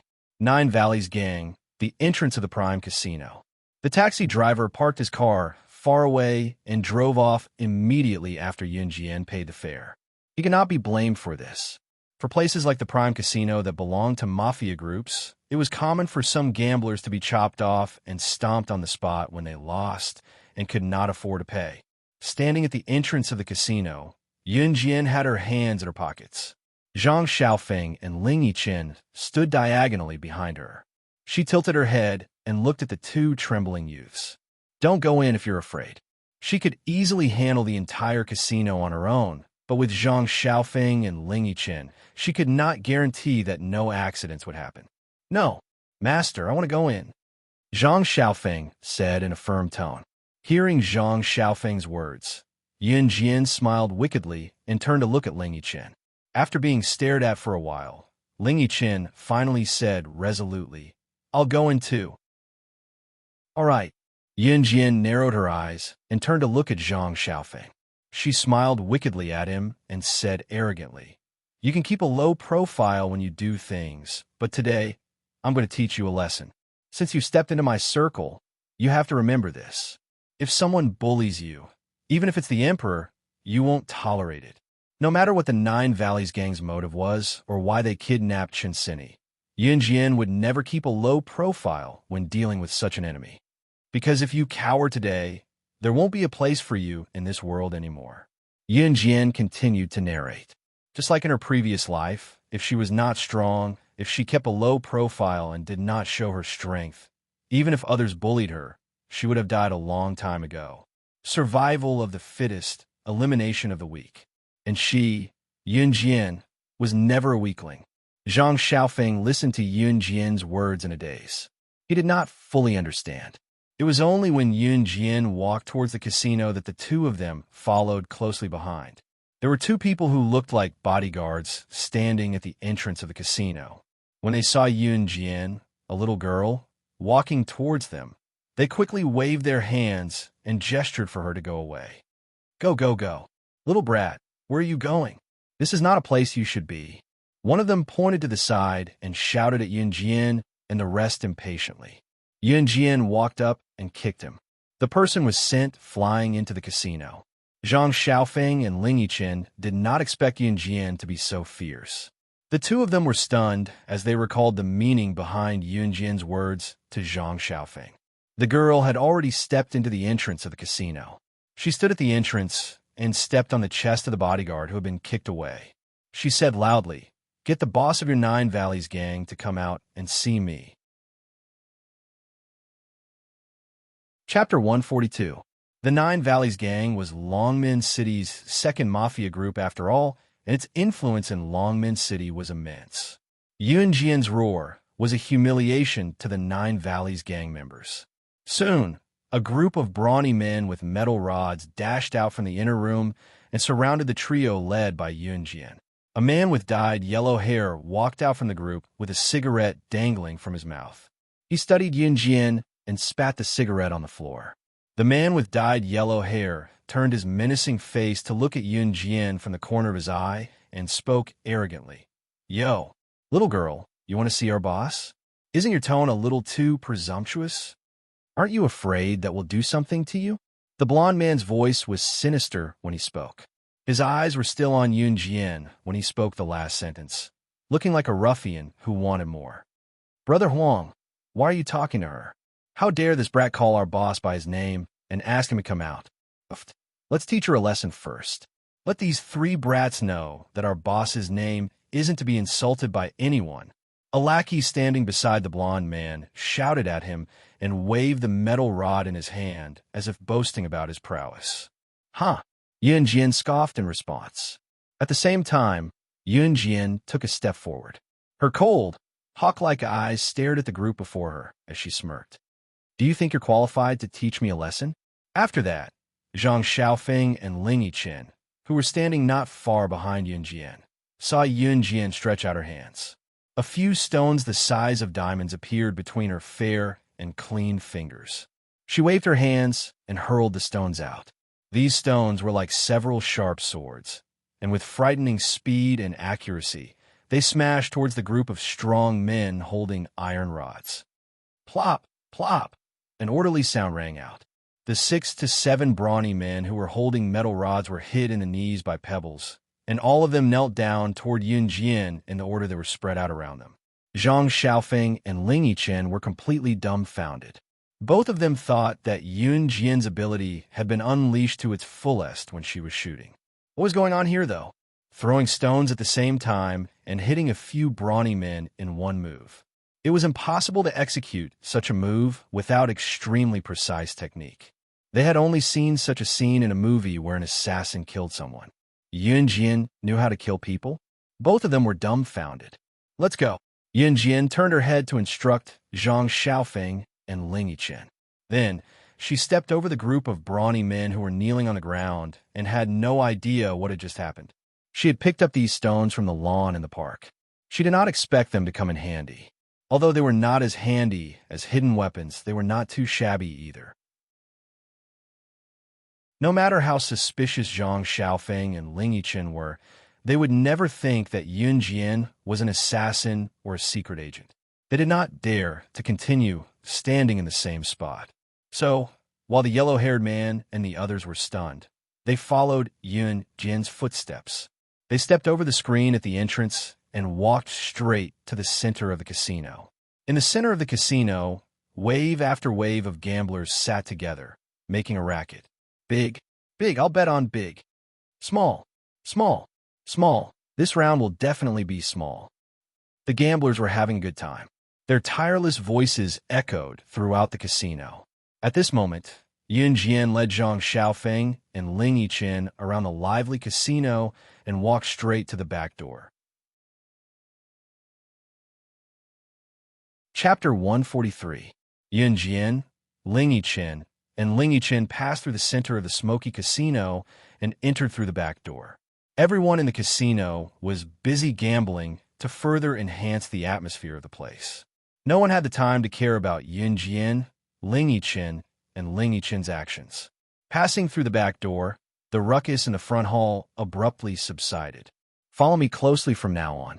No matter what happens, don't leave my sight. Yun Jian turned to instruct Zhang Xiaofeng and Ling Yichen, who were behind her. Okay. Zhang Xiaofeng and Ling Yichen nodded. Both of them did not know what Yun Jian meant, but after witnessing Yun Jian's skills and tactics, they chose to believe her unconditionally. They then passed through a dark corridor without lights. Zhang Xiaofeng and Ling Yichen held their breaths, not daring to even breathe loudly. They had never thought that they would be able to barge into the Mafia's territory one day. To them, the Mafia was the most terrifying place in existence. The girl who led them forward, however, did not show the slightest hint of fear. We're here. Yun Jian smirked with a squint. As she spoke, she glanced sideways at a room with warm lighting in front of them. Zhang Xiaofeng and Ling Yichen's breaths paused, but they did not say a word as if they had made a pact. Yun Jian, on the other hand, walked forward casually. The room with the orange light from the door was the office of Longmen City's second mafia boss, Yuan Xuxiao. The corridor was dark, and there were no windows. Therefore, one could clearly see the warm light coming from the room. From this, Yun Jian was certain that the person was inside. In contrast to Zhang Xiaofeng and Ling Yichen's cautiousness, Yun Jian went straight ahead, unafraid of making a commotion. She went to the door and kicked it open. If she was uncertain before, she was now certain that she was the reason Chun Sini was taken away. Their target was her. Perhaps it was the experience of her younger brother being taken away and killed in her past life that made Yun Jian loathe those who took away the people she cared about. She hated being threatened. She hated people who used the people she cared about to threaten her. Clang! Yun Jian's kick was so forceful that it broke the door lock. It was a testament to her strength. At the same time, not only Zhang Xiaofeng and Ling Yichen shuddered. The people inside the room felt their eyelids twitching. There were 3 people standing in the room. The middle-aged man in a suit standing in the middle of the trio was the Nine Valleys Gang's boss, Yuan Xuxiao. When Yuan Xuxiao heard the door's broken door lock, he shuddered and goosebumps all over his body. The other 2 men standing next to Yuan Xuxiao did not look any better. Just when the 3 people in the room were staring at the young girl who had broken through the door, they saw the young girl raise her foot and walk into the room. She used her sharp and deep eyes to look at Yuan Xuxiao. She called out Yuan Xuxiao's full name directly, her tone scornful and arrogant. Yuan Xuxiao, are you declaring war against the kosher mercenaries by taking my people away? The girl's tone was frivolous, but her words made Yuan Xuxiao and the other 3 men gasp. Chapter 144. Kosher Mercenaries was a team formed by the world's top mercenaries. It was the vanguard among the assassin organizations. Other than in Hun Group, Kosha mercenaries could be said to be invincible in the world. Whenever Yuan Su Xiao mentioned such an organization to his brothers in the past, he would be shocked by it. Yun Jian slammed the door and walked in, humiliating Yuan Shu Xiao and his men. Just as they were about to lash out at the young and frivolous girl, they did not expect her to boast shamelessly that she was a member of Kosha mercenaries. Yuan Shu Xiao understood that if an ordinary person spouted nonsense in the name of Kosha mercenaries, the Kosha mercenaries would seek revenge from them. Since Yun Jian dared to say it, she must be a member of Kosha mercenaries, unless she had a death wish. Kosha mercenaries had spies all over the world and could even find out about trivial matters. If Yun Jian was just a member of Kosha mercenaries like Su Zetian, Yuan Shu Xiao would not have to be so frightened and shocked. Kosha mercenaries had members all over the world. There were plenty of people like Su Zetian who occupied a position in Longmen City but had no status in Kosha mercenaries. In spite of it, Yuan Shu Xiao grasped Yun Jian's words tightly. She had actually said something like, "Do you want to start a war with us Kosha mercenaries?" It could be said that her position in Kosha mercenaries was extraordinary. She could even summon Kosha mercenaries to start a war with him. Otherwise, a mere member of Kosha mercenaries would not dare to use such an arrogant tone and claim to be a member of Kosha mercenaries. Therefore, Yuan Su Xiao, the woman standing next to him, and his confidant standing next to him were all stunned. They were dumbfounded. The girl before them, who looked underage, was actually a high-ranking member of Kosha mercenaries. The news was too shocking. Of course, Yuan Shu Xiao and his men did not know how they would react if they knew that Yun Jian was the boss of Kosha mercenaries. Zhang Xiaofeng and Ling Yichen, who followed Yun Jian and were dumbfounded as well. Kosha mercenaries? How could they not know? It was an internationally renowned mercenary organization. In spite of it, Zhang Xiaofeng and Ling Yichen knew that Yun Jian was just an ordinary third-year middle school girl. Thinking about it, both of them frowned and decided to wait and see what would happen. Did I take your men away? My young friend, you can't simply say that. I'm a man of the underworld, but I've never done anything outrageous. Yuan Shu Xiao's attitude toward Yun Jian was very amiable. At least from Yuan Shu Xiao's point of view, it did not matter if Yun Jian was really a high-ranking member of Kosha mercenaries. But he would rather assume that she was a high-ranking member than take the risk of angering Kosha mercenaries. Yun Jian scoffed and went straight to Yuan Shu Xiao's desk from the door. Lifting her hand, she tapped lightly on the surface of the desk with her finger. "You didn't." Yun Jian scoffed and crossed her legs to sit on the desk. Crossing her left leg over her right leg, she crossed her legs lazily and looked at Yuan Shu Xiao. "The license plate is Dragon A 50855 Yuan Shu Xiao. Do you dare say that your Nine Valleys gang did not take my men away?" Yuan Shu Xiao was stunned. The license plate was indeed his Nine Valleys gang's car, but he did not send anyone to take her away. At this moment, the woman standing beside Yuan Shu Xiao trembled when she heard Yun Jian's words. Yun Jian saw the woman's action. Yun Jian suddenly smirked and jumped down from the desk. She walked to the woman in a few steps. Chapter 145. Looking at the dagger that appeared out of nowhere in Yun Jian's hand, the group was stunned. Yuan Shu Xiao, in particular, shuddered and wanted to push Yun Jian away, but he stopped himself and told Yun Jian in a trembling voice, young friend, this must be a misunderstanding. Xiao Yu is my sister. She just came back from studying in country Y. How could she have a grudge against you or your people? It's even more impossible for her to take your people away. Can you put the dagger down first?" The woman was none other than Yuan Shu Xiao's biological sister, Yuan Xiaoyu. As the boss of Longmen City's second mafia group, Yuan Shu Xiao's position in Longmen City was second only to Su Zetian. He was also a big shot, but he had never shown weakness to anyone like today. She, Yun Jian, was the first. In spite of it, Yuan Shu Xiao had a feeling that if he angered Yun Jian, the dagger in her hand would really slit his sister's neck brutally. Yuan Shu Xiao was known for his decisiveness in killing, but his only weakness was his sister, Yuan Xiaoyu. He lost his father when he was young, and his mother remarried, leaving him and his sister behind. They were homeless back then, and his sister was his only family. Therefore, when Yuan Xiao saw Yun Jian's dagger pressed against Yuan Xiaoyu's neck, he shuddered, and his heart almost leaped out of his chest. Yuan Xiaoyu herself did not expect Yun Jian to threaten her with a dagger. She was so frightened that her legs turned to jelly, and she was paralyzed but not paralyzed. Are you going to tell me or not? Yun Jian did not listen to Yuan Xiao, but asked Yuan Xiaoyu further while the dagger in her hand pressed closer to Yuan Xiaoyu's skin. Yuan Xiaoyu could even feel the coldness of her pores and the dagger's handle getting closer. She shuddered and could not help screaming, "No, no, no. Don't kill me. Sob. Don't kill me. It's not me, it's not me. I didn't do it on purpose." Sob. Zhang Xiaofeng and Ling Yichen thought that Yun Jian had made a mistake too, but their eyes were now on Yun Jian and the seemingly harmless woman, Yuan Xiaoyu. "Xiaoyu, what did you say?" Yuan Xiao did not expect that his sister would actually admit it.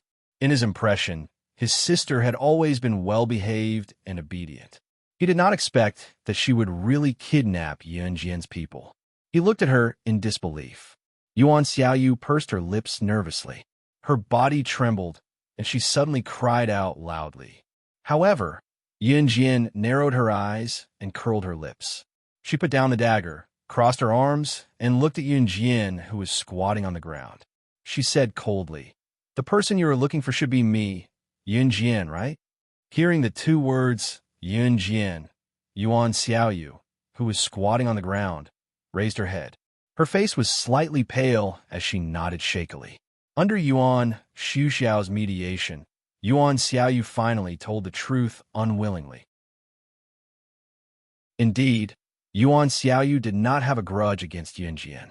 The one who had a grudge against Yun Jian was Shiniji, who had lost to Yun Jian in the arena not long ago and had his hands crippled by Yun Jian. Shiniji was a contestant in country-wise national challenge tournament. His future was ruined after his hands were crippled and he was filled with anger. Coincidentally, Shiniji's sister and Yuan Xiaoyu were roommates in country-wise Gaia University, and they were good friends. In short, Yuan Xiaoyu used her brother Yuan Xiao's underworld power to help Shiniji's sister find Yun Jian and help her take revenge on Yun Jian.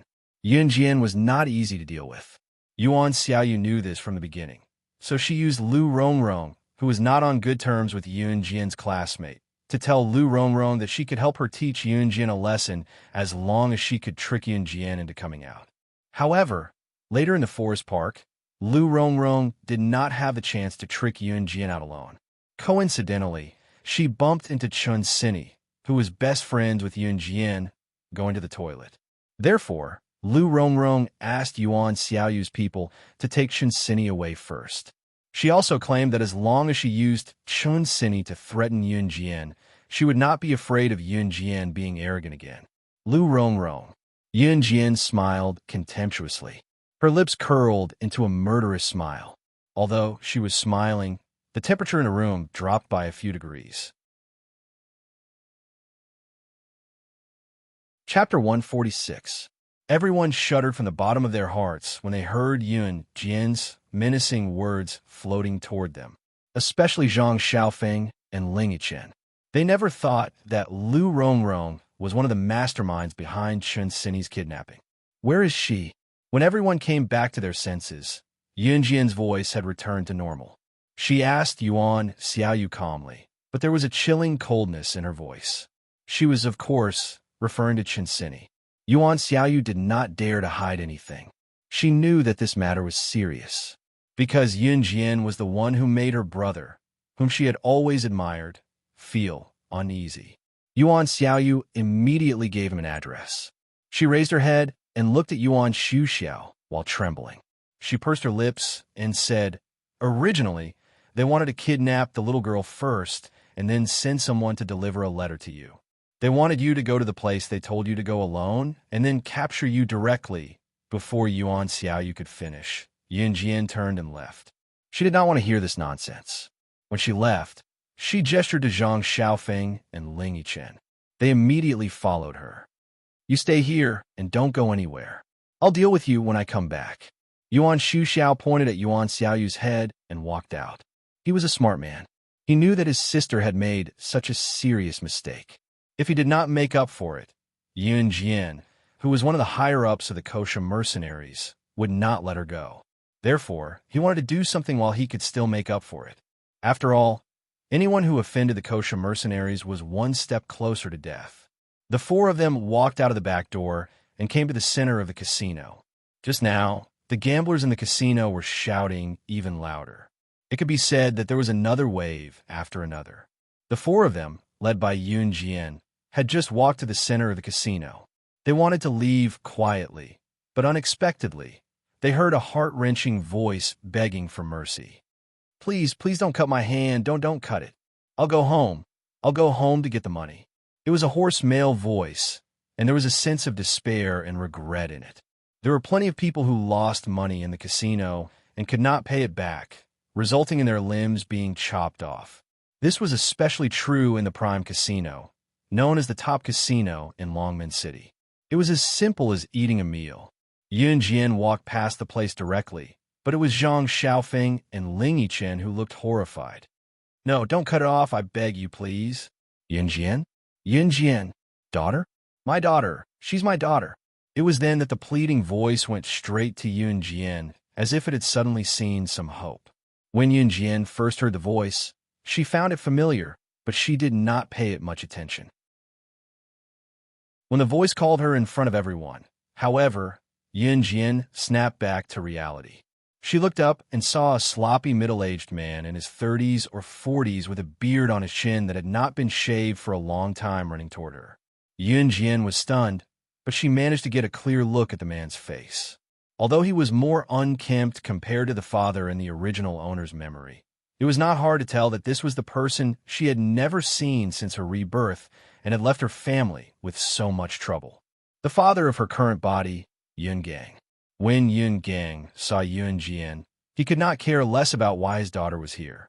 He ran behind Yun Jian and stuck his head out to look at the person who had just won against him but wanted to chop off his hand because he could not pay back the money he had lost. He shuddered slightly. Zhang Xiaofeng, Ling Yichen, and Yuan Shuxiao were surprised that the middle-aged man would simply recognize his father. However, when they saw that Yun Jian did not push the man away, but remained silent and aloof, they were shocked. This sloppy and cowardly man who looked like a slug was really Yun Jian's father? How is this possible? Yun Jian's domineering aura even made Yuan Shuxiao wonder who could have given birth to such an amazing daughter. Chapter 147. Jian. Xiao Jian, save me. Save Daddy, save Daddy. Yun Gang hid behind Yun Jian and tugged at the corner of Yun Jian's shirt as he watched the man who was approaching him. This man was the one who had just won the bet and wanted to chop off Yun Gang's hands because he could not pay up. This man was one of Yuan Su Zhao's subordinates.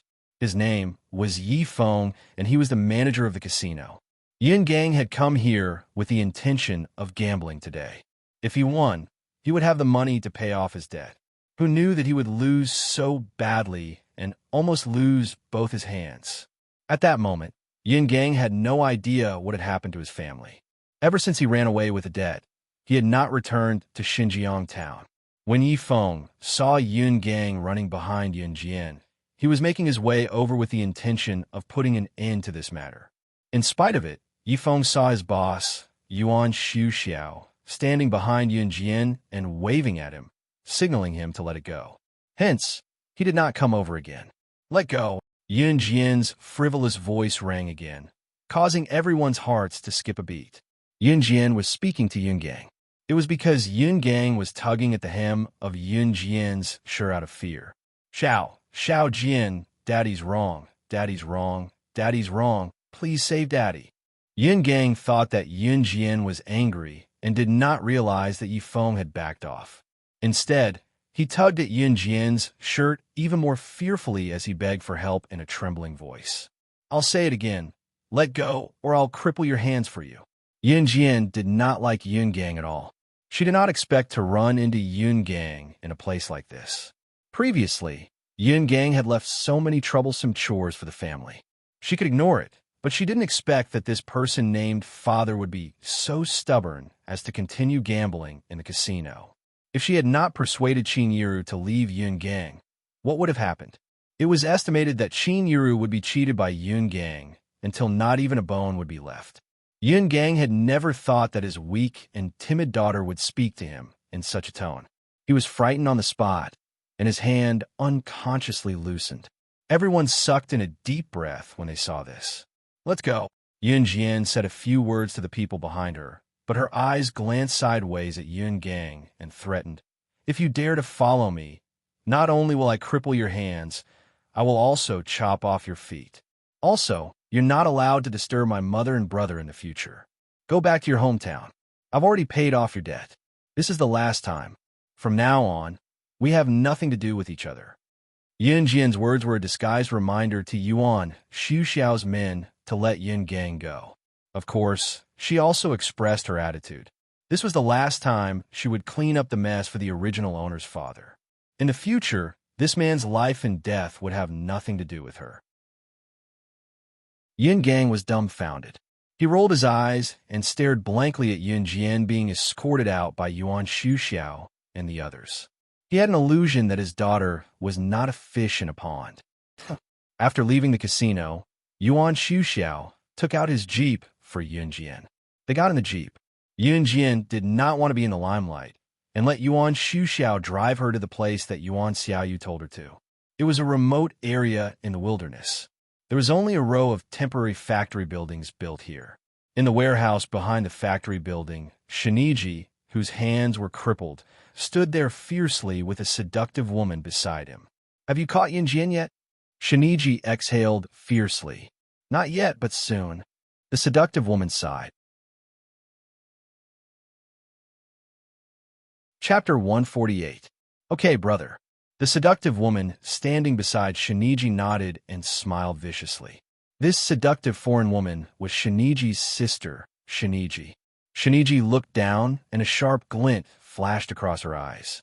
She said to Shiniji in a low voice, "The assassin we hired this time is one of the top 10 assassins on the assassin ranking, Wolfblade, who is also known as the Grim Killer.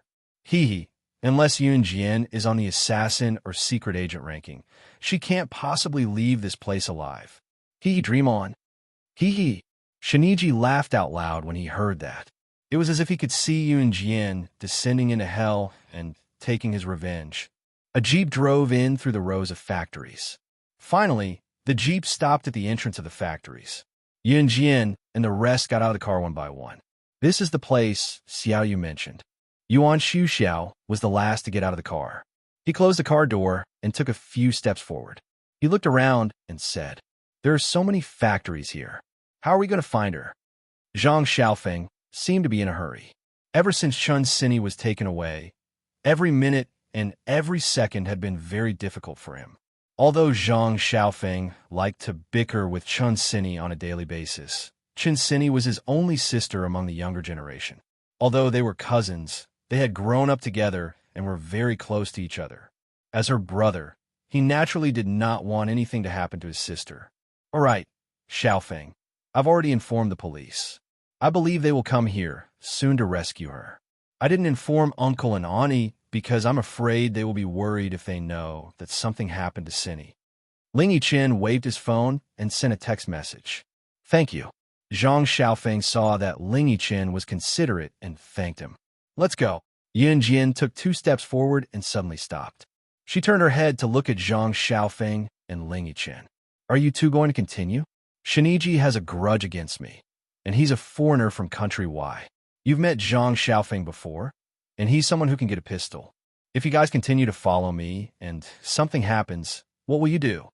Zhang Xiaofeng was her personal disciple, her first disciple. If he followed her, he would definitely experience such dangerous things. However, Zhang Xiaofeng still did not have the ability to protect himself because he had just received training. Yin Jian never liked people making unnecessary sacrifices. Moreover, this was her own business. "No, master, I will definitely go because Sini is my younger sister. She is in danger now. And, as her brother, how can I run away at such a dangerous time? Zhang Xiaofeng firmly expressed his inner thoughts. Me too, let's go together. Ling Yiqian did not look like a playboy at the moment. Instead, he looked more like a proper man. Yun Jian smiled with her eyes crinkled. Her disciple should have such spirit. Let's go then. Yun Jian strode forward. Yuan Xiao and the rest were stunned. There's so many factories here. Do you know where the person is? Aren't you afraid of alerting the enemy? Yuan Xiao was indeed the boss of Longmen City's second mafia group. He had the ability to judge and asked Yun Jian. Yes. Yun Jian narrowed her eyes and suddenly pointed at the ground. The factory floor in this era was not made of cement, but made of sand and rocks. On the sand and rocks, there was a particularly obvious tire print. They were still pondering Yun Jian's meaning with a frown when Yun Jian explained, just follow the tire print left by the car. Yuan Xiao was dumbfounded. She had observed it so carefully. Yuan Xiao asked again in confusion, how did you determine that this tire print was driven by the car that took your friend away? What if it was another car? Zhang Xiaofeng and Ling Yiqian were equally puzzled by this question. Yun Jian narrowed her eyes and turned to look at them, pointing a finger as she explained. First, this tire print was crushed not too long ago. Second, the tire print of your Jeep, Dragon A 50855, looks like this. She could actually tell that the tire print was left by a car not too long ago. Her knowledge and insight were actually so precise. Chapter 149. After that, Zhang Xiaofeng and the other two did not question her anymore.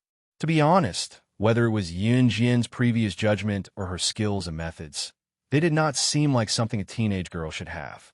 The only thing they were certain of was that her assertions were never wrong. Based on this alone, the three of them trusted her unconditionally.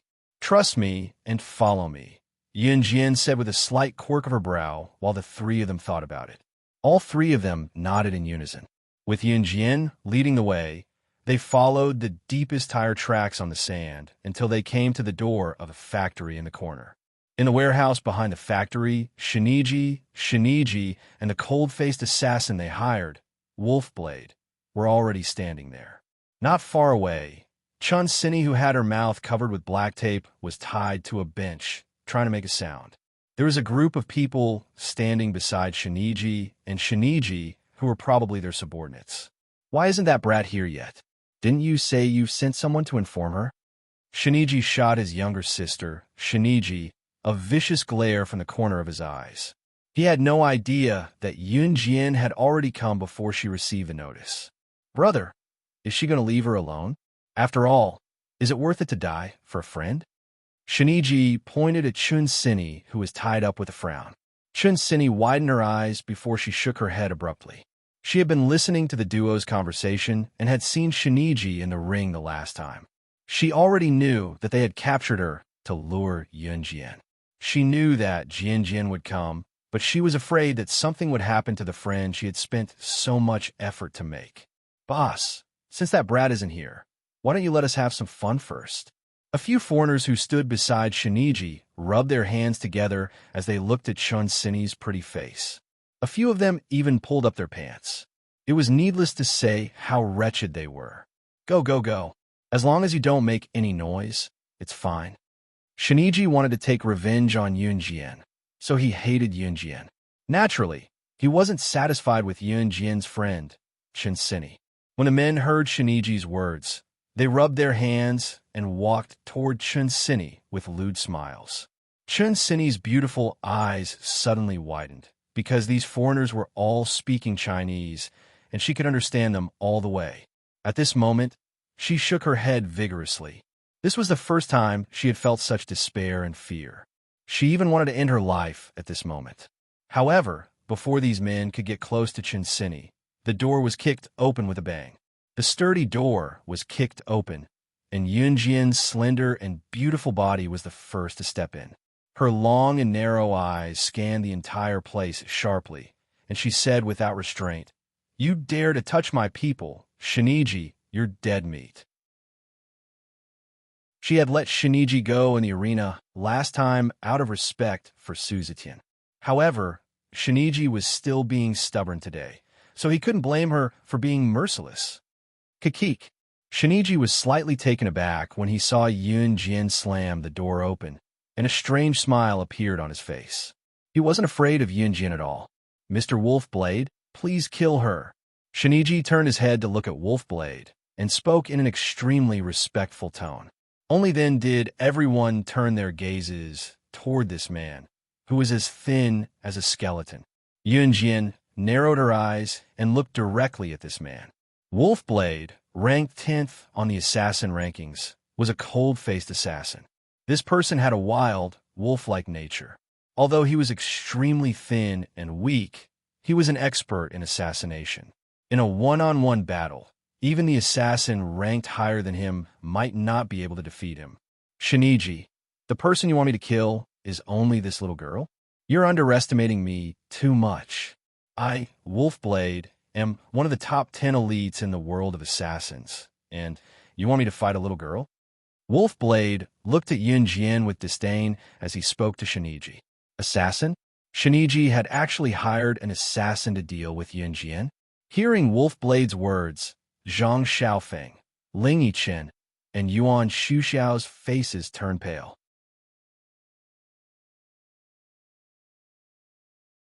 Chapter 150. The reason why Zhang Xiaofeng and the others turned pale wasn't just because Wolfblade was an assassin.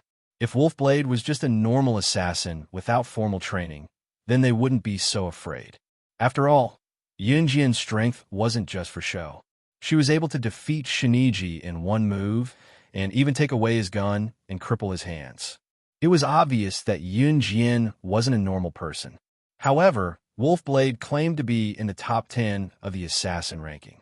To be able to squeeze into the top 10 of the assassin ranking or secret agent ranking, which one of them wasn't an elite that had survived a rain of bullets. It could be said that no matter who it was, as long as they showed up, even if they just stomped their feet, it was enough to cause a storm. Shinji had actually hired Wolfblade, who was ranked 10th on the assassin ranking. Moreover, his goal was only to take revenge on Yun Jin. Zhang Xiaofeng and the others looked worriedly at Yun Jin. They immediately frowned with worry and fear. However, when Yun Jin heard Wolfblade's claim, her face didn't show any signs of shock. On the contrary, she was very calm. Then, she raised her eyebrows and pointed a slender finger at Wolfblade. She said frivolously, "You're not worthy of fighting with me. Killing you will only dirty my hands." Yun Jin's words sounded like she didn't care about her life. A little girl like her actually dared to provoke the internationally famous cold-faced assassin, Wolfblade. TSK, you little girl, you're really interesting. You're so young, but you've got guts. However, it's a pity that you're someone that my employer wants to kill. Therefore, you must die today. Wolfblade sized up Yun Jin again.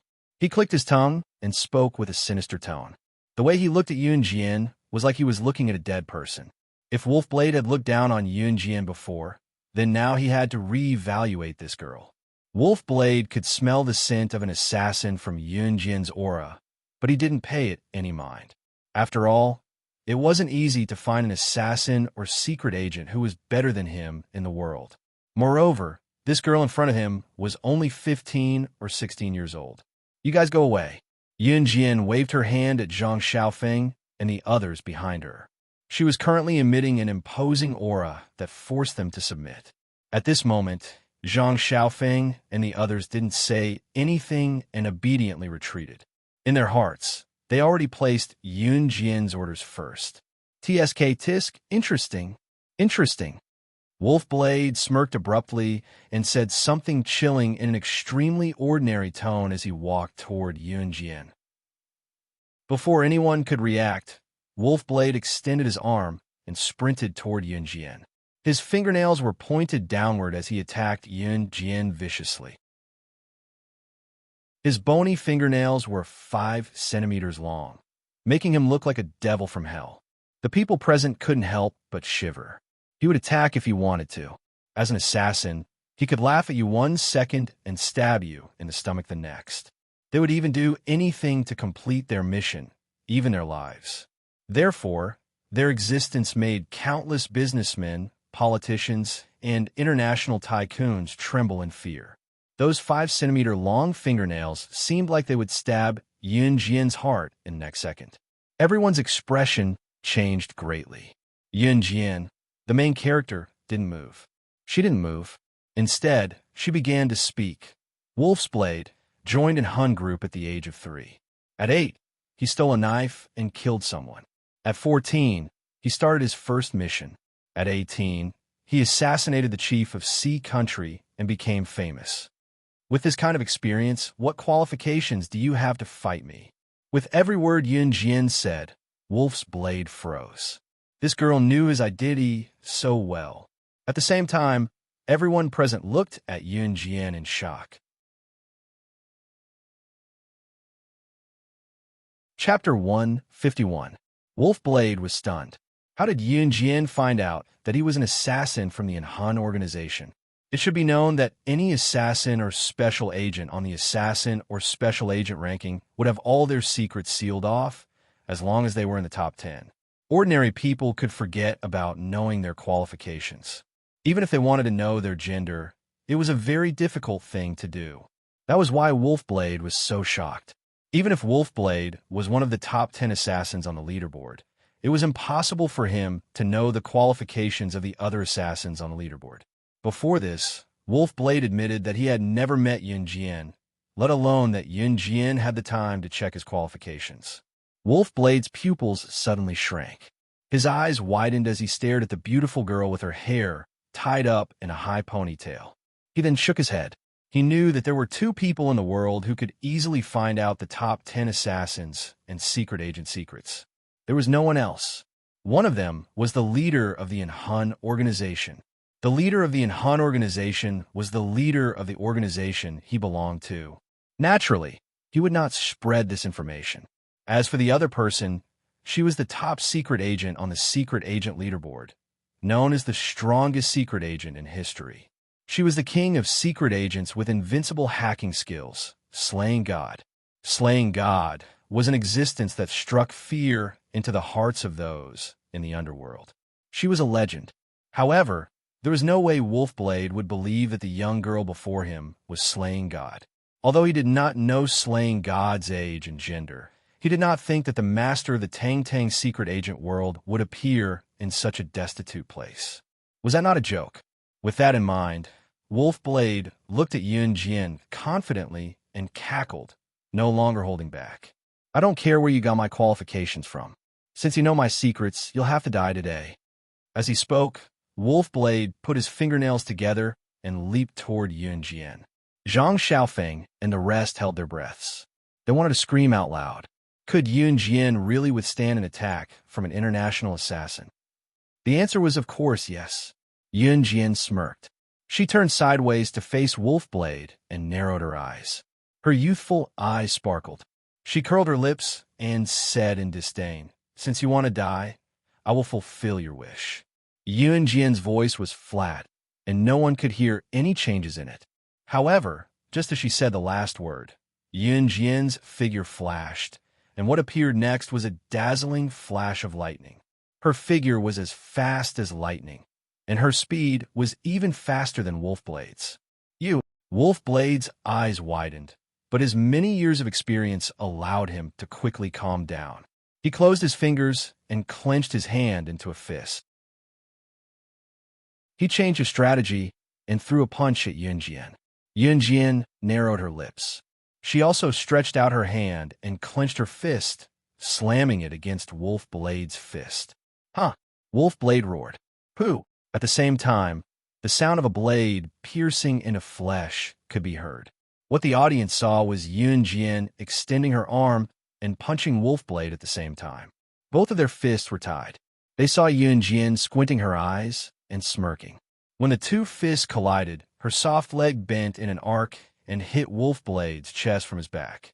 What was different from normal shoes was that Yun Jian's seemingly ordinary white shoes had a small knife stuck in the tip.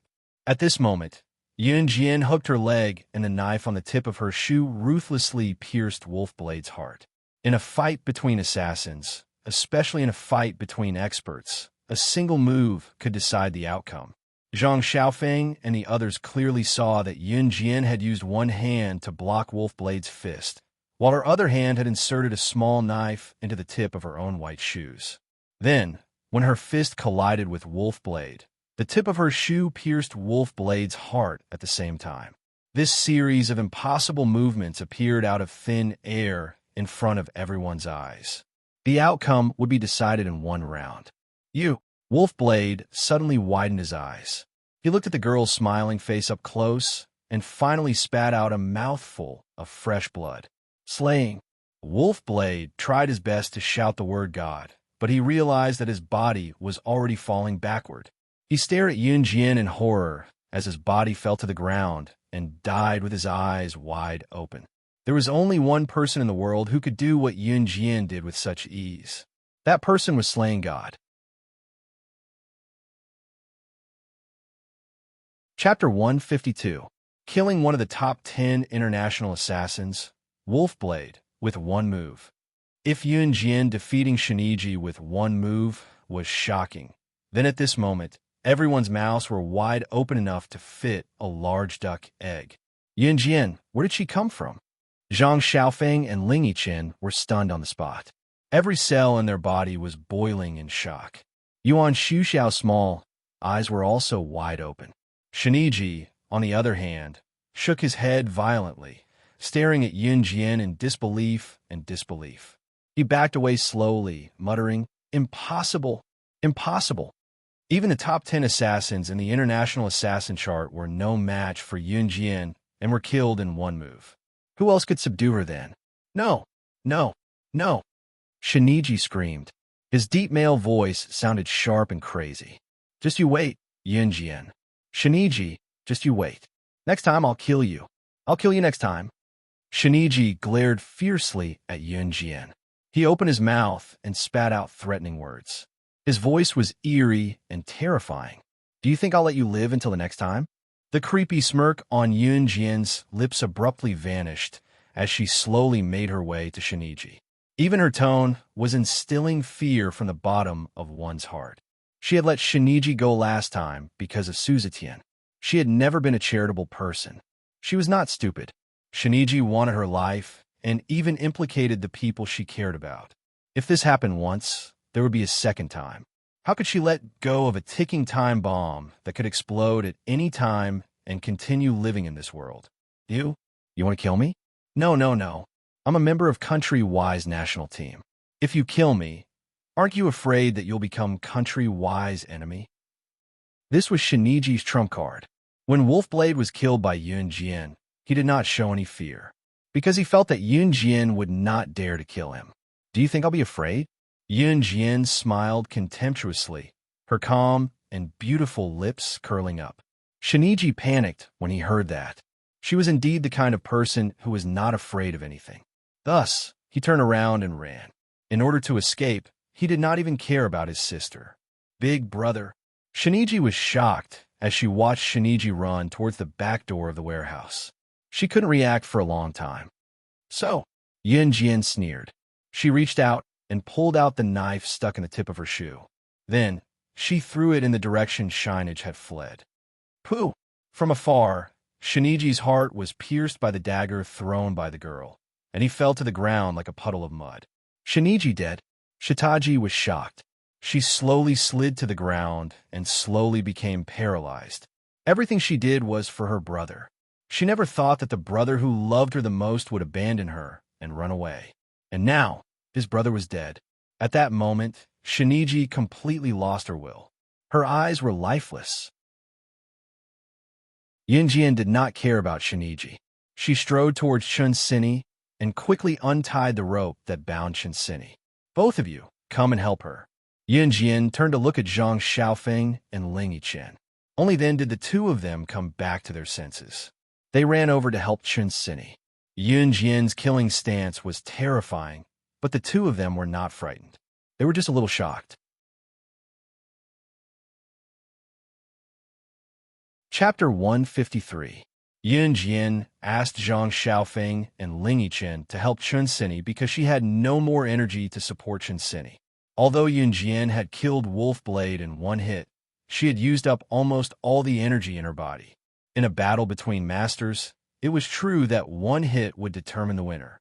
However, Yun Jian knew that if she did not kill Wolf Blade in one hit, her current body would not be able to support her to defeat Wolf Blade.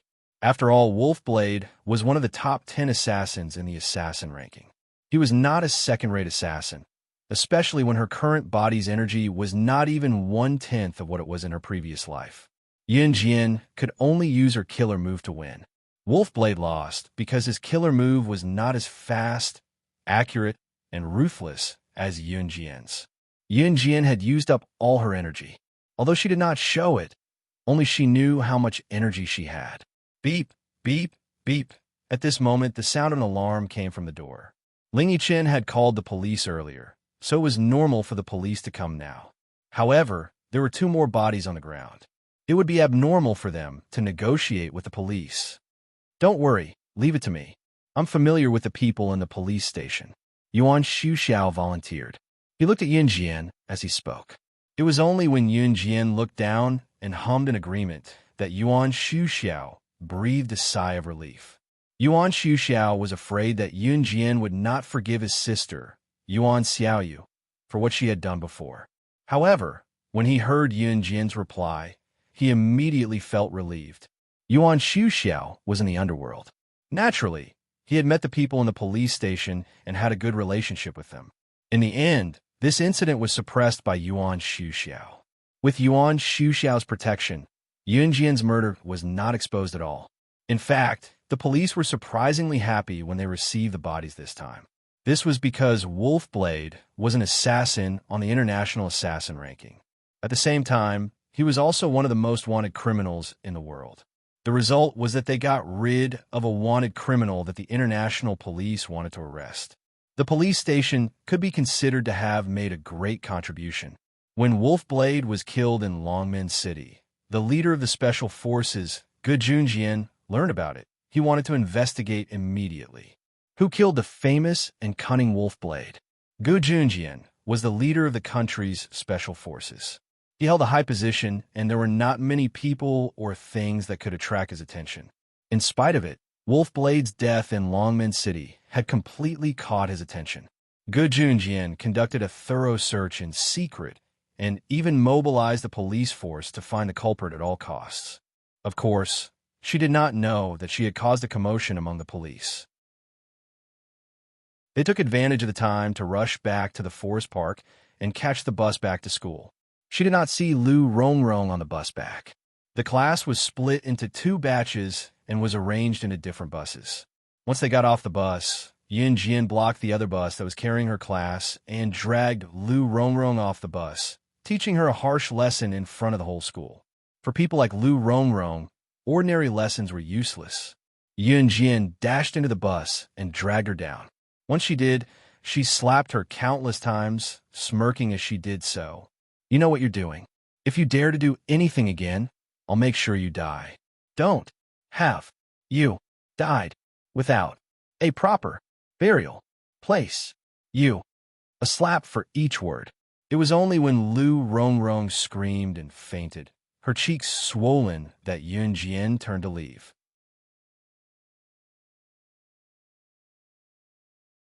Chapter 154. Lu Rongrong being beaten up by Yun Jian in public caused a commotion in the school, but as the subject of everyone's discussion, Yun Jian had long stayed in the classroom obediently. The next few days were peaceful for Yun Jian. The only difference was that Ling Yichen had followed Zhang Xiaofeng and would be fighting to be Yun Jian's disciple after class. Whenever he saw Ling Yichen, who had toned down his playboy self and was admiring Yun Jian in a different way, Zhang Xiaofeng would always point at Yun Jian fiercely to declare his sovereignty. This is my master. Ling Yichen, don't even think about making my master take you as his disciple. After that, Zhang Xiaofeng would go up to Yun Jian with a grin and talk about this and that. Chun Sini had recovered from the fright that day and was back to her usual carefree self. Yun Jian received news from Zhang Jifan as well, saying that the renovation of the storefront had begun and a third of the space had already been renovated. It was believed that the renovation would be completed in less than 2 months. Jian smiled in response. Once the renovation was completed, the company could officially start running. She was confident that she could set the new start auto sales company on the right track and become a household name within the next year. Snake. Lizard sent a message to Jian, telling her that she could not rush back to Longmin City for the time being, but she had already ordered someone to send Jian's beloved car, the flagship limited edition Ferrari LaFerrari, to Jian. Jian's smirk deepened when she heard the news. Jian was not only a secret agent, she was also a collector who loved luxury cars. She loved sports cars and supercars produced all over the country. In her previous life, she had collected a lot of limited edition cars, but among all the cars, her favorite was this Ferrari LaFerrari. Snake. Lizard had always been meticulous and did not forget to send her beloved car over this time. Jian was glad about it. After a few days of peace, Qin Yiru received news that her mother, Jian's grandmother, was sick and wanted Qin Yiru to go home to visit her. Qin Yiru had indeed left the Yun family, but that did not mean that she could abandon her biological mother and become an unfilial daughter who did not even return home. Thus, on this day, Qin Yiru took the remaining 100 renminbi from her salary, which she had just received after deducting her living expenses, and boarded the bus to return to Xinjiang town. In Jian's memory, Qin Yiru's family was not good people. Furthermore, Yin Gang might have already returned to Xinjiang town. Jian was afraid that Yun Gang would come to Qin Yiru's doorstep and cause trouble. She was afraid that no one would support Qin Yiru. Thus, she insisted on going back with him. Qin Yiru naturally understood her daughter's thoughts. She did not want to disappoint her daughter, so she brought Jian back with her.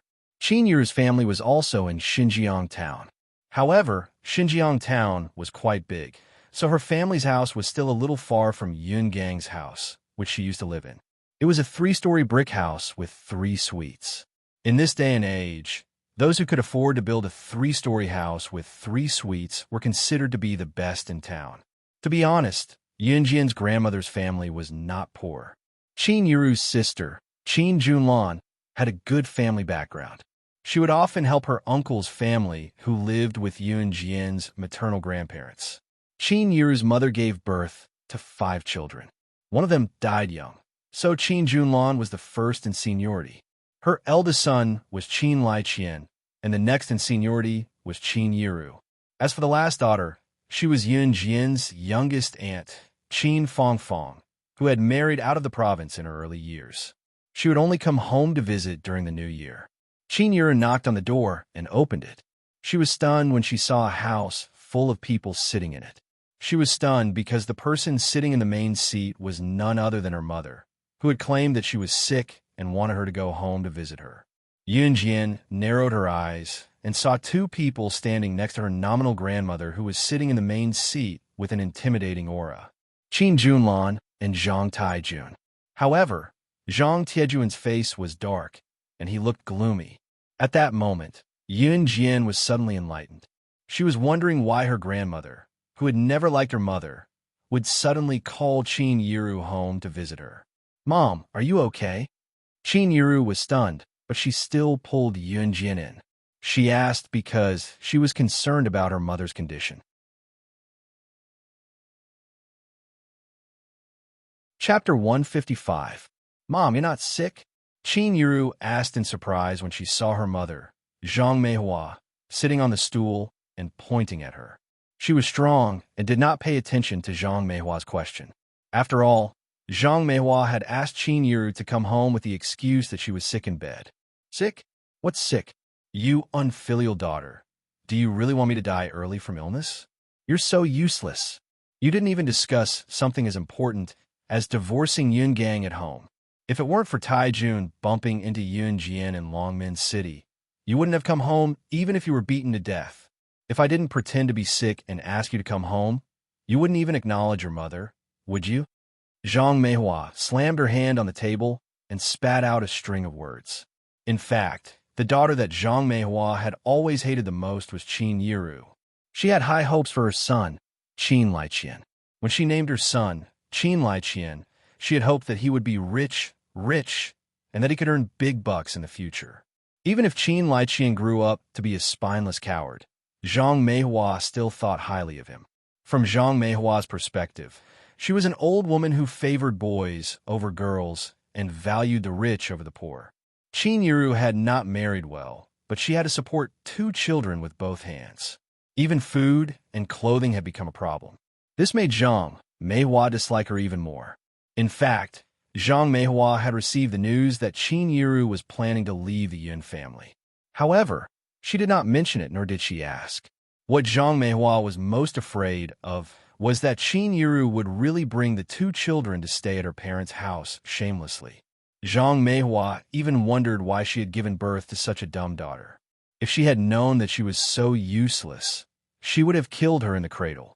As for why she had pretended to be sick to call Qin Yiru back, it was because Zhang Taijun said that he saw Yun Jian at the auction. Not only that, Yun Jian had also bought a storefront with more than 10 million yuan. More than 10 million yuan. Zhang Meihua had never seen so much money in her life. Where did Yun Jian get the money from? She actually bought a lousy storefront with so much money. When Zhang Meihua first heard the news, she was flustered, especially when she heard from Zhang Taijun that Yun Jian knew Mayor Gu. Forget that she knew Mayor Gu. Zhang Meihua was also Yun Jian's uncle-in-law. Not only did she not praise her uncle-in-law to Mayor Gu, she had even indirectly encouraged Mayor Gu to distance himself from Zhang Taijun. Zhang Meihua's mind you. Zhang Meihua's father, Zhang Meihua Qin Yiru, was reprimanded for no reason. Biting her lip, she finally said meekly, "Mom, it's my fault. She. Touch your conscience and tell me, how does your sister's family treat you? Your family is suffering and starving. Isn't it all because your sister lent you money to tide you over? But look at your family's Yun Jian. She actually went to the auction alone. I don't know where she got more than 10 million yuan. More than 10 million yuan. She only bought a storefront. Also, your family's Yun Jian knows Mayor Gu. She knows Mayor Gu because she's capable. But how did she repay your sister's family? Taijun had something to ask of Mayor Gu, but what did your daughter do? She actually encouraged Mayor Gu to ignore Taijun. I was wondering why our Qin family gave birth to such an unfilial descendant like you. What sins have I, Zhang Meihua, committed?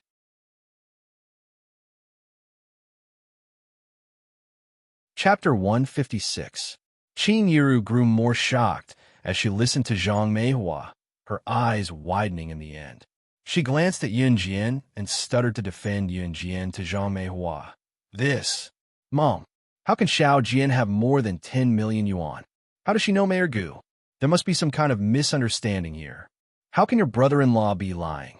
Zhang Meihua interrupted Qin Yiru angrily, glaring at Qin Yiru at the same time. Zhang Taijun, who had been staring at Yun Jian for a long time, finally spoke up, his tone heavy with concern. Sis Yiru, how can I spout nonsense? Your Xiao Jian is right here. What happened that day is clear as day. Ask her if you don't believe me. Zhang Taijun had actually thought of many solutions after he was ignored that day. His plan could not go to waste. If Mayor Gu's plan was not approved, his funds would not be able to flow. In the end, there was only one result, and that was that the factory that he had set up with his friend would face the danger of bankruptcy. Hence, Zhang Taijun came up with a great idea. He came back to town and told Zhang Meihua everything about Yun Jian. This way, Zhang Meihua would stand up for him. As for Yun Jian's mother, Qin Yiru, she was Zhang Meihua's daughter after all, so she dared not disobey her. By then, as long as Qin Yiru reprimanded Yun Jian, she would not be afraid that the latter would refuse to help. Zhang Tiejuan's ultimate goal was for Yun Jian to convince Mayor Gu and get him to sign and stamp his approval document. Yun Jian was amused when she saw everyone's gaze on her.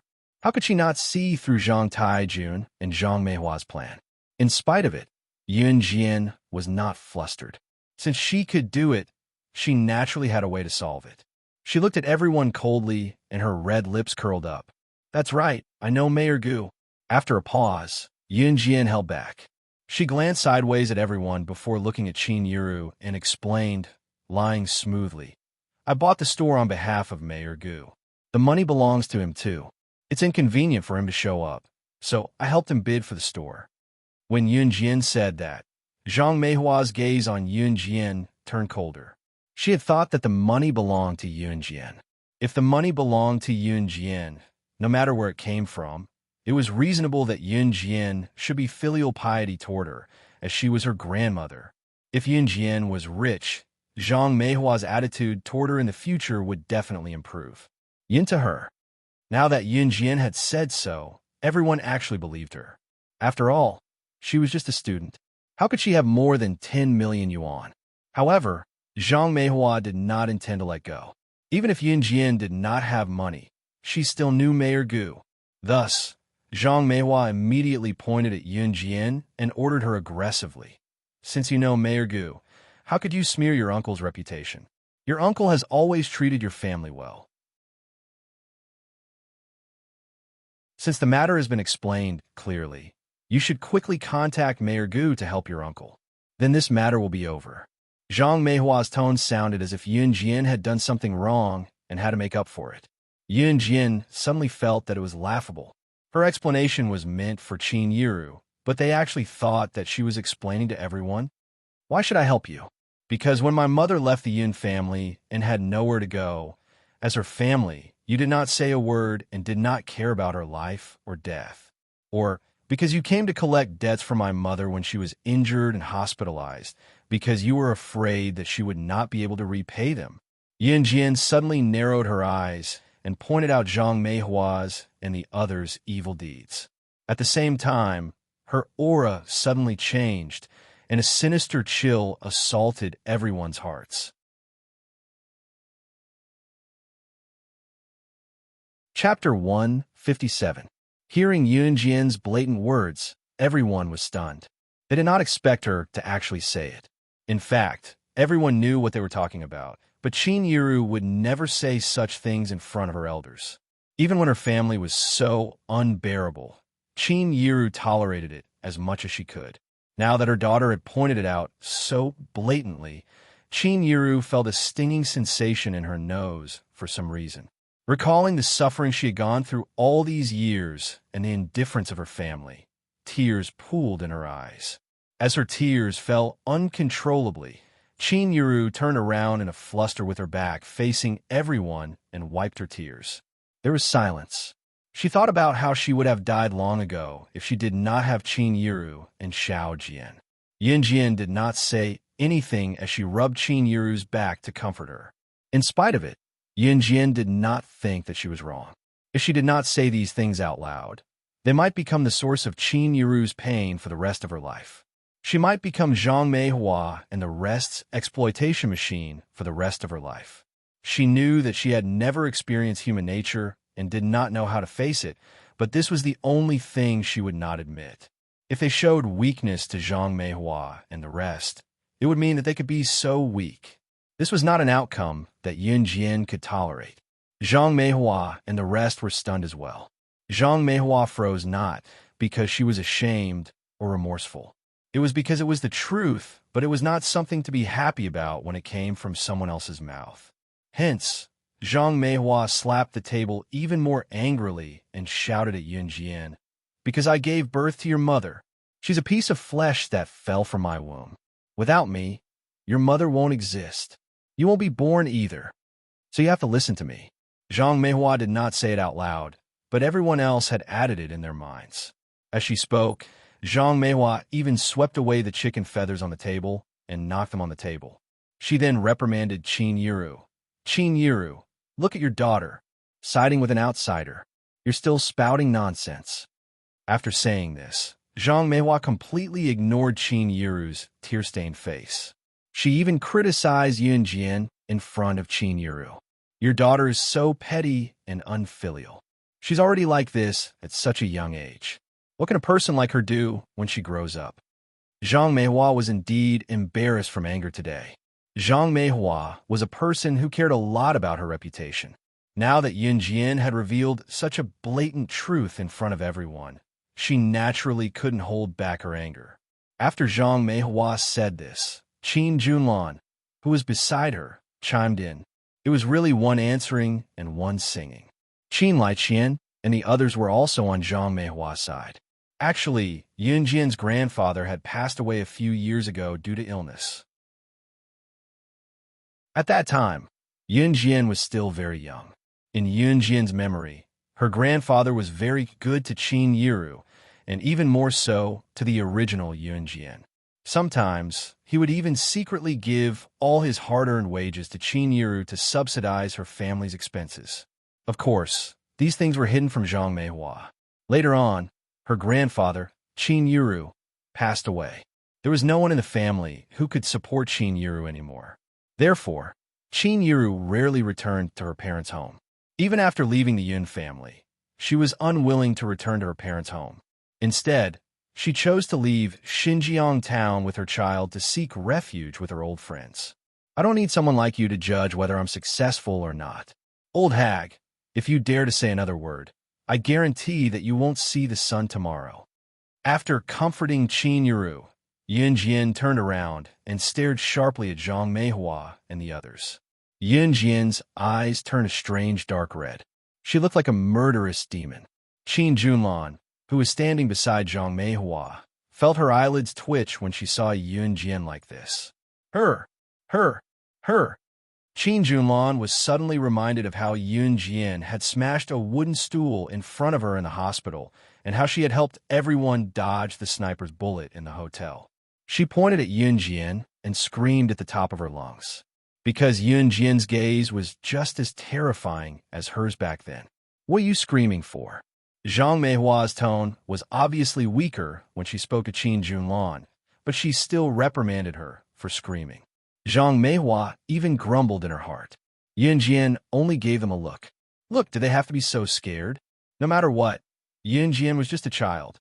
Mom, you don't know. She smashed a wooden stool in the hospital with one kick. When we met at the hotel last time, she even pushed us to dodge the sniper's bullet. Qin Junlan suddenly remembered and was scared, so she screamed.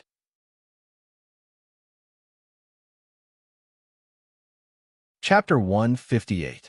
Zhang Meihua and her friends were good with their words in the past when they bickered with each other. However, when they really got into a fight, they would turn weak immediately without any ability. To put it bluntly, they were people who loved to spout nonsense and put on airs when they were actually weak. Especially when Qin Junlan said that Yunjian crushed a wooden stool with one foot and led everyone to dodge the sniper's bullet.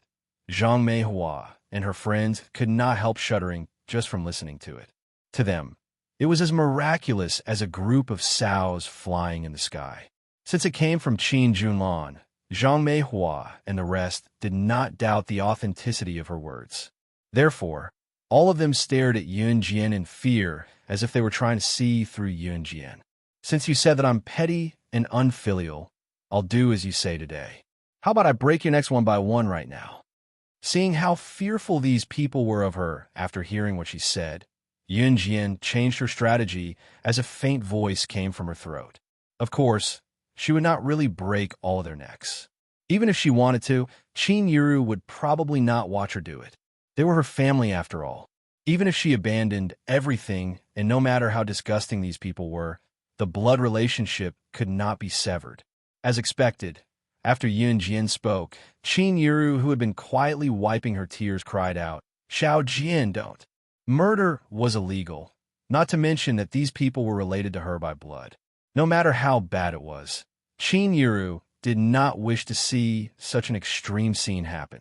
Qin Yiru could no longer be bothered with how Yunjian had become so powerful. After so many days, Qin Yiru had gradually gotten used to Yunjian's current personality. Whatever she said, she would definitely do it. Hence, Qin Yiru stopped Yunjian right away. Yunjian was unmoved by Qin Yiru's words. On the contrary, Yunjian glanced sideways at Qin Yiru and told her with narrowed eyes, Mom, stay out of this. With that, she glared daggers at Zhang Meihua and the others. Suddenly, she extended her hand and conjured a small knife out of nowhere like a magic trick. With a sinister smirk, She approached the men with a knife in her hand. "If I stab all of you to death with this knife, I don't think you'll feel any pain before you die." As Yunjian spoke, she rubbed the sharp tip of the knife with her fingers, uttering the terrifying words in a normal tone. Qin Yiru would probably feel bad if she attacked Zhang Meihua and her family. Even if she scolded them, it would be useless because Zhang Meihua and her friends were shameless people. In spite of it, Yunjian had countless ways to deal with such situations. She could even force a brainwashed assassin to talk, let alone Zhang Meihua and the others. She intended to teach these people a lesson. "Yee, what are you trying to do?" Qin Junlan was so scared that she subconsciously retreated. She sounded like she was about to cry. It was obvious that what Yunjian had done previously made her tremble in fear. Zhang Meihua was indeed Qin Junlan's mother. Not only were their tones and words similar, but they were also equally timid. Zhang Meihua was scared out of her wits by Yunjian's eerie and terrifying actions. She kept retreating. The group of people retreated until they reached the corner of the wall. They could no longer retreat any further and stopped. "It's good that you're standing there. Let's see if my knife can hit one of your heads like a flying knife." Yunjian chuckled evilly. As she spoke, she suddenly held the knife in her hand. What are you doing? What you're doing is illegal. The last sound came from the group of people's screams. It was because the saber in Yunjian's hand was already flying toward where they were with the last clang. Qin Yiru could not stop it in time. She shouted, "No!" and Yunjian had already thrown the knife. After the screams, the group of people who were leaning against the wall opened their eyes in fear. Zhang Meihua looked up slightly and saw that the knife was embedded in the wall right above her head. Zhang Meihua was dumbfounded. The group of people heaved a sigh of relief. Just then, Zhang Meihua, who was scared out of her wits, felt something warm flowing out from under her flowery pants. Everyone smelled the stench and looked over. They saw a yellowish liquid flowing out from under Zhang Meihua's pants. Everyone widened their eyes in shock.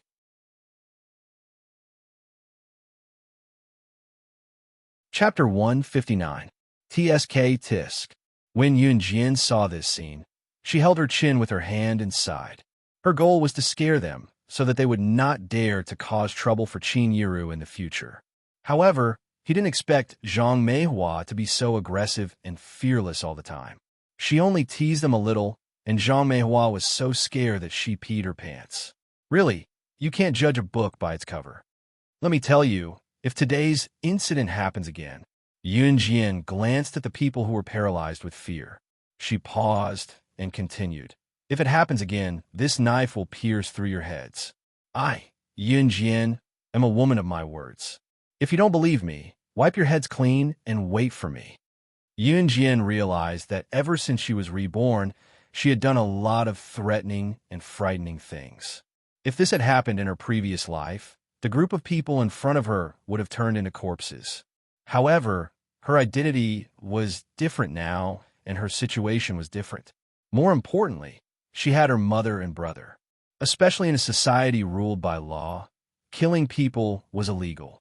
Her nature was slowly changing. It was just that Yunjian did not notice it. After Yunjian finished speaking, she tiptoed and took the knife from the wall above Qin Yiru. Then, she turned and walked to Qin Yiru. She pulled Qin Yiru's hand and walked out. She did not want to stay here for a second longer. Presumably, Qin Yiru felt the same way. Seeing Yunjian's actions, no one dared to make a sound. When they saw Yunjian pulling Qin Yiru away, Zhang Meihua was like a balloon that had lost its air. She fell to the ground with a thump. It was only when they were far away from the Qin residence that Qin Yiru shuddered, tears streaming down her cheeks like a faucet. Yunjian did not know how to comfort Qin Yiru. She placed her hand on Qin Yiru's back and rubbed gently to comfort her. Just when Yunjian thought that Qin Yiru would be quiet for a long time, Qin Yiru suddenly spoke. She closed her eyes like she had made a decision before she sighed and said mournfully, "Xiao Jian, I want to go somewhere." Qin Yiru did not mention a word about Yunjian's unusual skills. Yunjian breathed a sigh of relief when she did not ask. Xinjiang Town, Mount Wui. Mount Wui was an ordinary mountain range that was located near Xinjiang Town. Near the Wui Mountain was farmland, but there was a cemetery dedicated to the burial of the older generation after they had passed away. Yunjian's grandfather, Qin Yofu, was buried here. When Qin was in Xinjiang town, she would come here alone every few days to pay respects to her father, who had been the best to her when he was alive. She would remove the weeds in front of his grave so that others would not mistake it as an untended grave. Life and death were like fleeting clouds in Qin Yuru's eyes. In the blink of an eye, her father had passed away for so many years. She was still in a daze even now. "Xiao Jian, he's your grandpa," Qin Yuru told Yun Jian as she stared at the old man's black photo on the tombstone with teary eyes. Yun Jian followed Qin Yuru's gaze and saw the old man's frail, yet benevolent black and white photo. Yun Jian knew that Qin Yuru missed her father. She had received too little familial love. Her husband's betrayal and disloyalty, her family's lack of understanding and resentment. The only father who treated her well had passed away early. The original owner of the body was immature. Although she was well-behaved, she never understood Qin Yuru's pain. Qin Yuru could only endure it alone. Yun Jian went over and gently rested Qin Yuru's head on her shoulder before patting her back. Yun Jian spoke softly and gently. "Mom, let's live well. Live a more glorious life than anyone else. Grandpa will be happy to see this from heaven." Qin Yuru's tears dripped onto Yun Jian's shoulder. She nodded with clenched teeth, feeling warm and sorrowful at the same time. The feeling was indescribable. Those who were alive had to live well. Yun Jian did not know why she said that.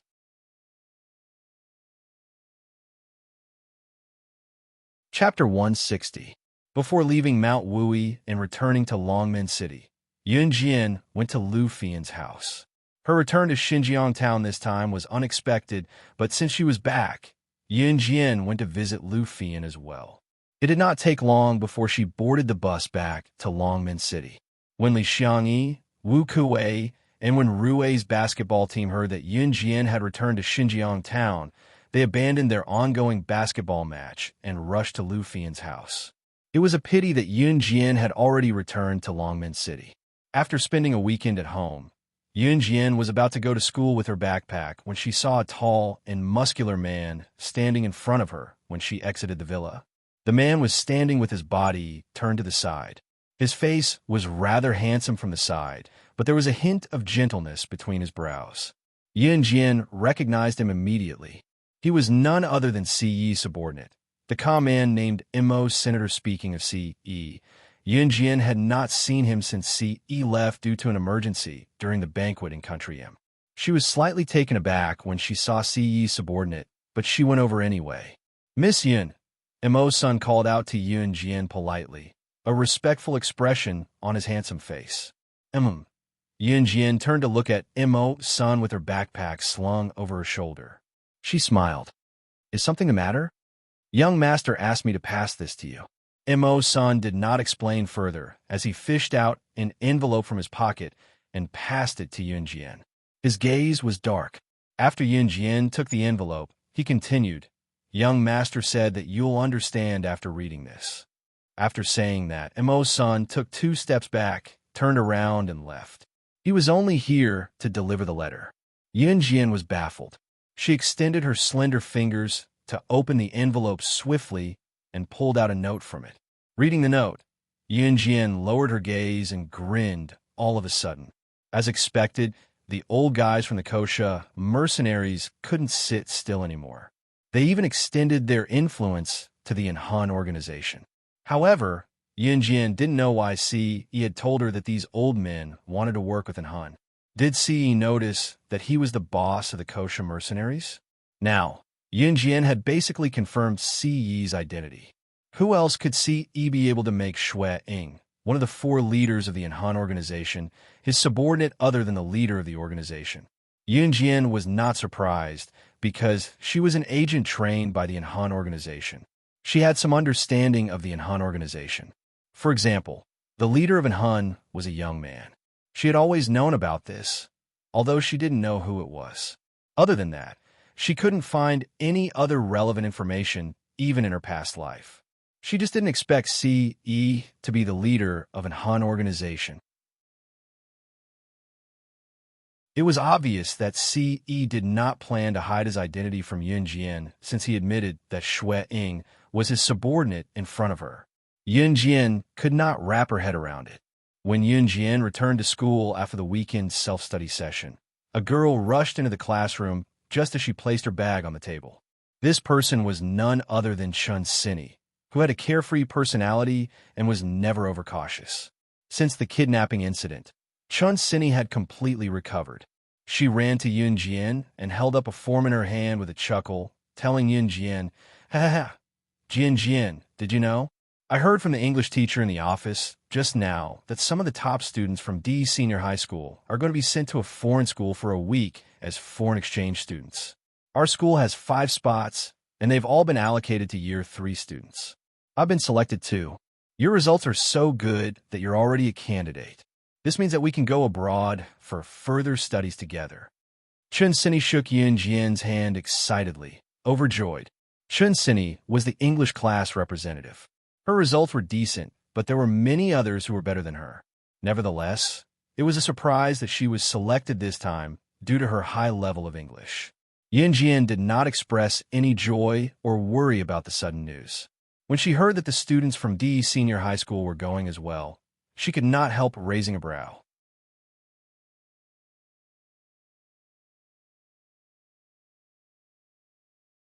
"I don't lack pocket money." Yunjian's words were ambiguous, but she expressed her meaning. She could only use Mayor Gu and come up with a random line now. "Shout Jianyu." Qin Yiru was stunned and was about to speak when Yunjian interrupted her. She even took out 2 100 yuan notes from her pocket and placed them gently on the table, pressing her lips together. "It's true, Mom. You have to believe me. This money is earned legitimately." If she took out all her money and showed it to Qin Yiru would probably faint from shock. Thus, she could only take it slowly and let Qin Yiru digest it slowly. Qin Yiru opened her mouth but swallowed her words in the end. She looked at Yunjian in relief and said while holding back her tears, "Good girl, it's Mom who's useless. You guys have suffered. Going overseas required going through the procedures. Underage children had to go through a series of complicated procedures, such as their parents' signatures. Qin Yiru did not go to work today. She had applied for leave to go through the procedures for the 2 children. The diplomatic event this time was set to be held a month later, so there was still plenty of time for the students to prepare or pack up. When Yunjian returned to school this week, she was summoned to the office for some reason. It was only when she arrived that she saw an unfamiliar middle-aged man standing in front of her. The man was sitting upright, dressed in ordinary clothes but exuding the righteousness of a soldier. You're tuning into the Romance Rendezvous YouTube channel. We're so grateful for your support, and don't forget to subscribe to join us on this incredible journey through captivating stories. Your generosity through donations truly makes a world of difference, as it's the primary source of revenue that allows me to expand and enhance this channel for you. Thank you from the bottom of my heart for being a part of this adventure.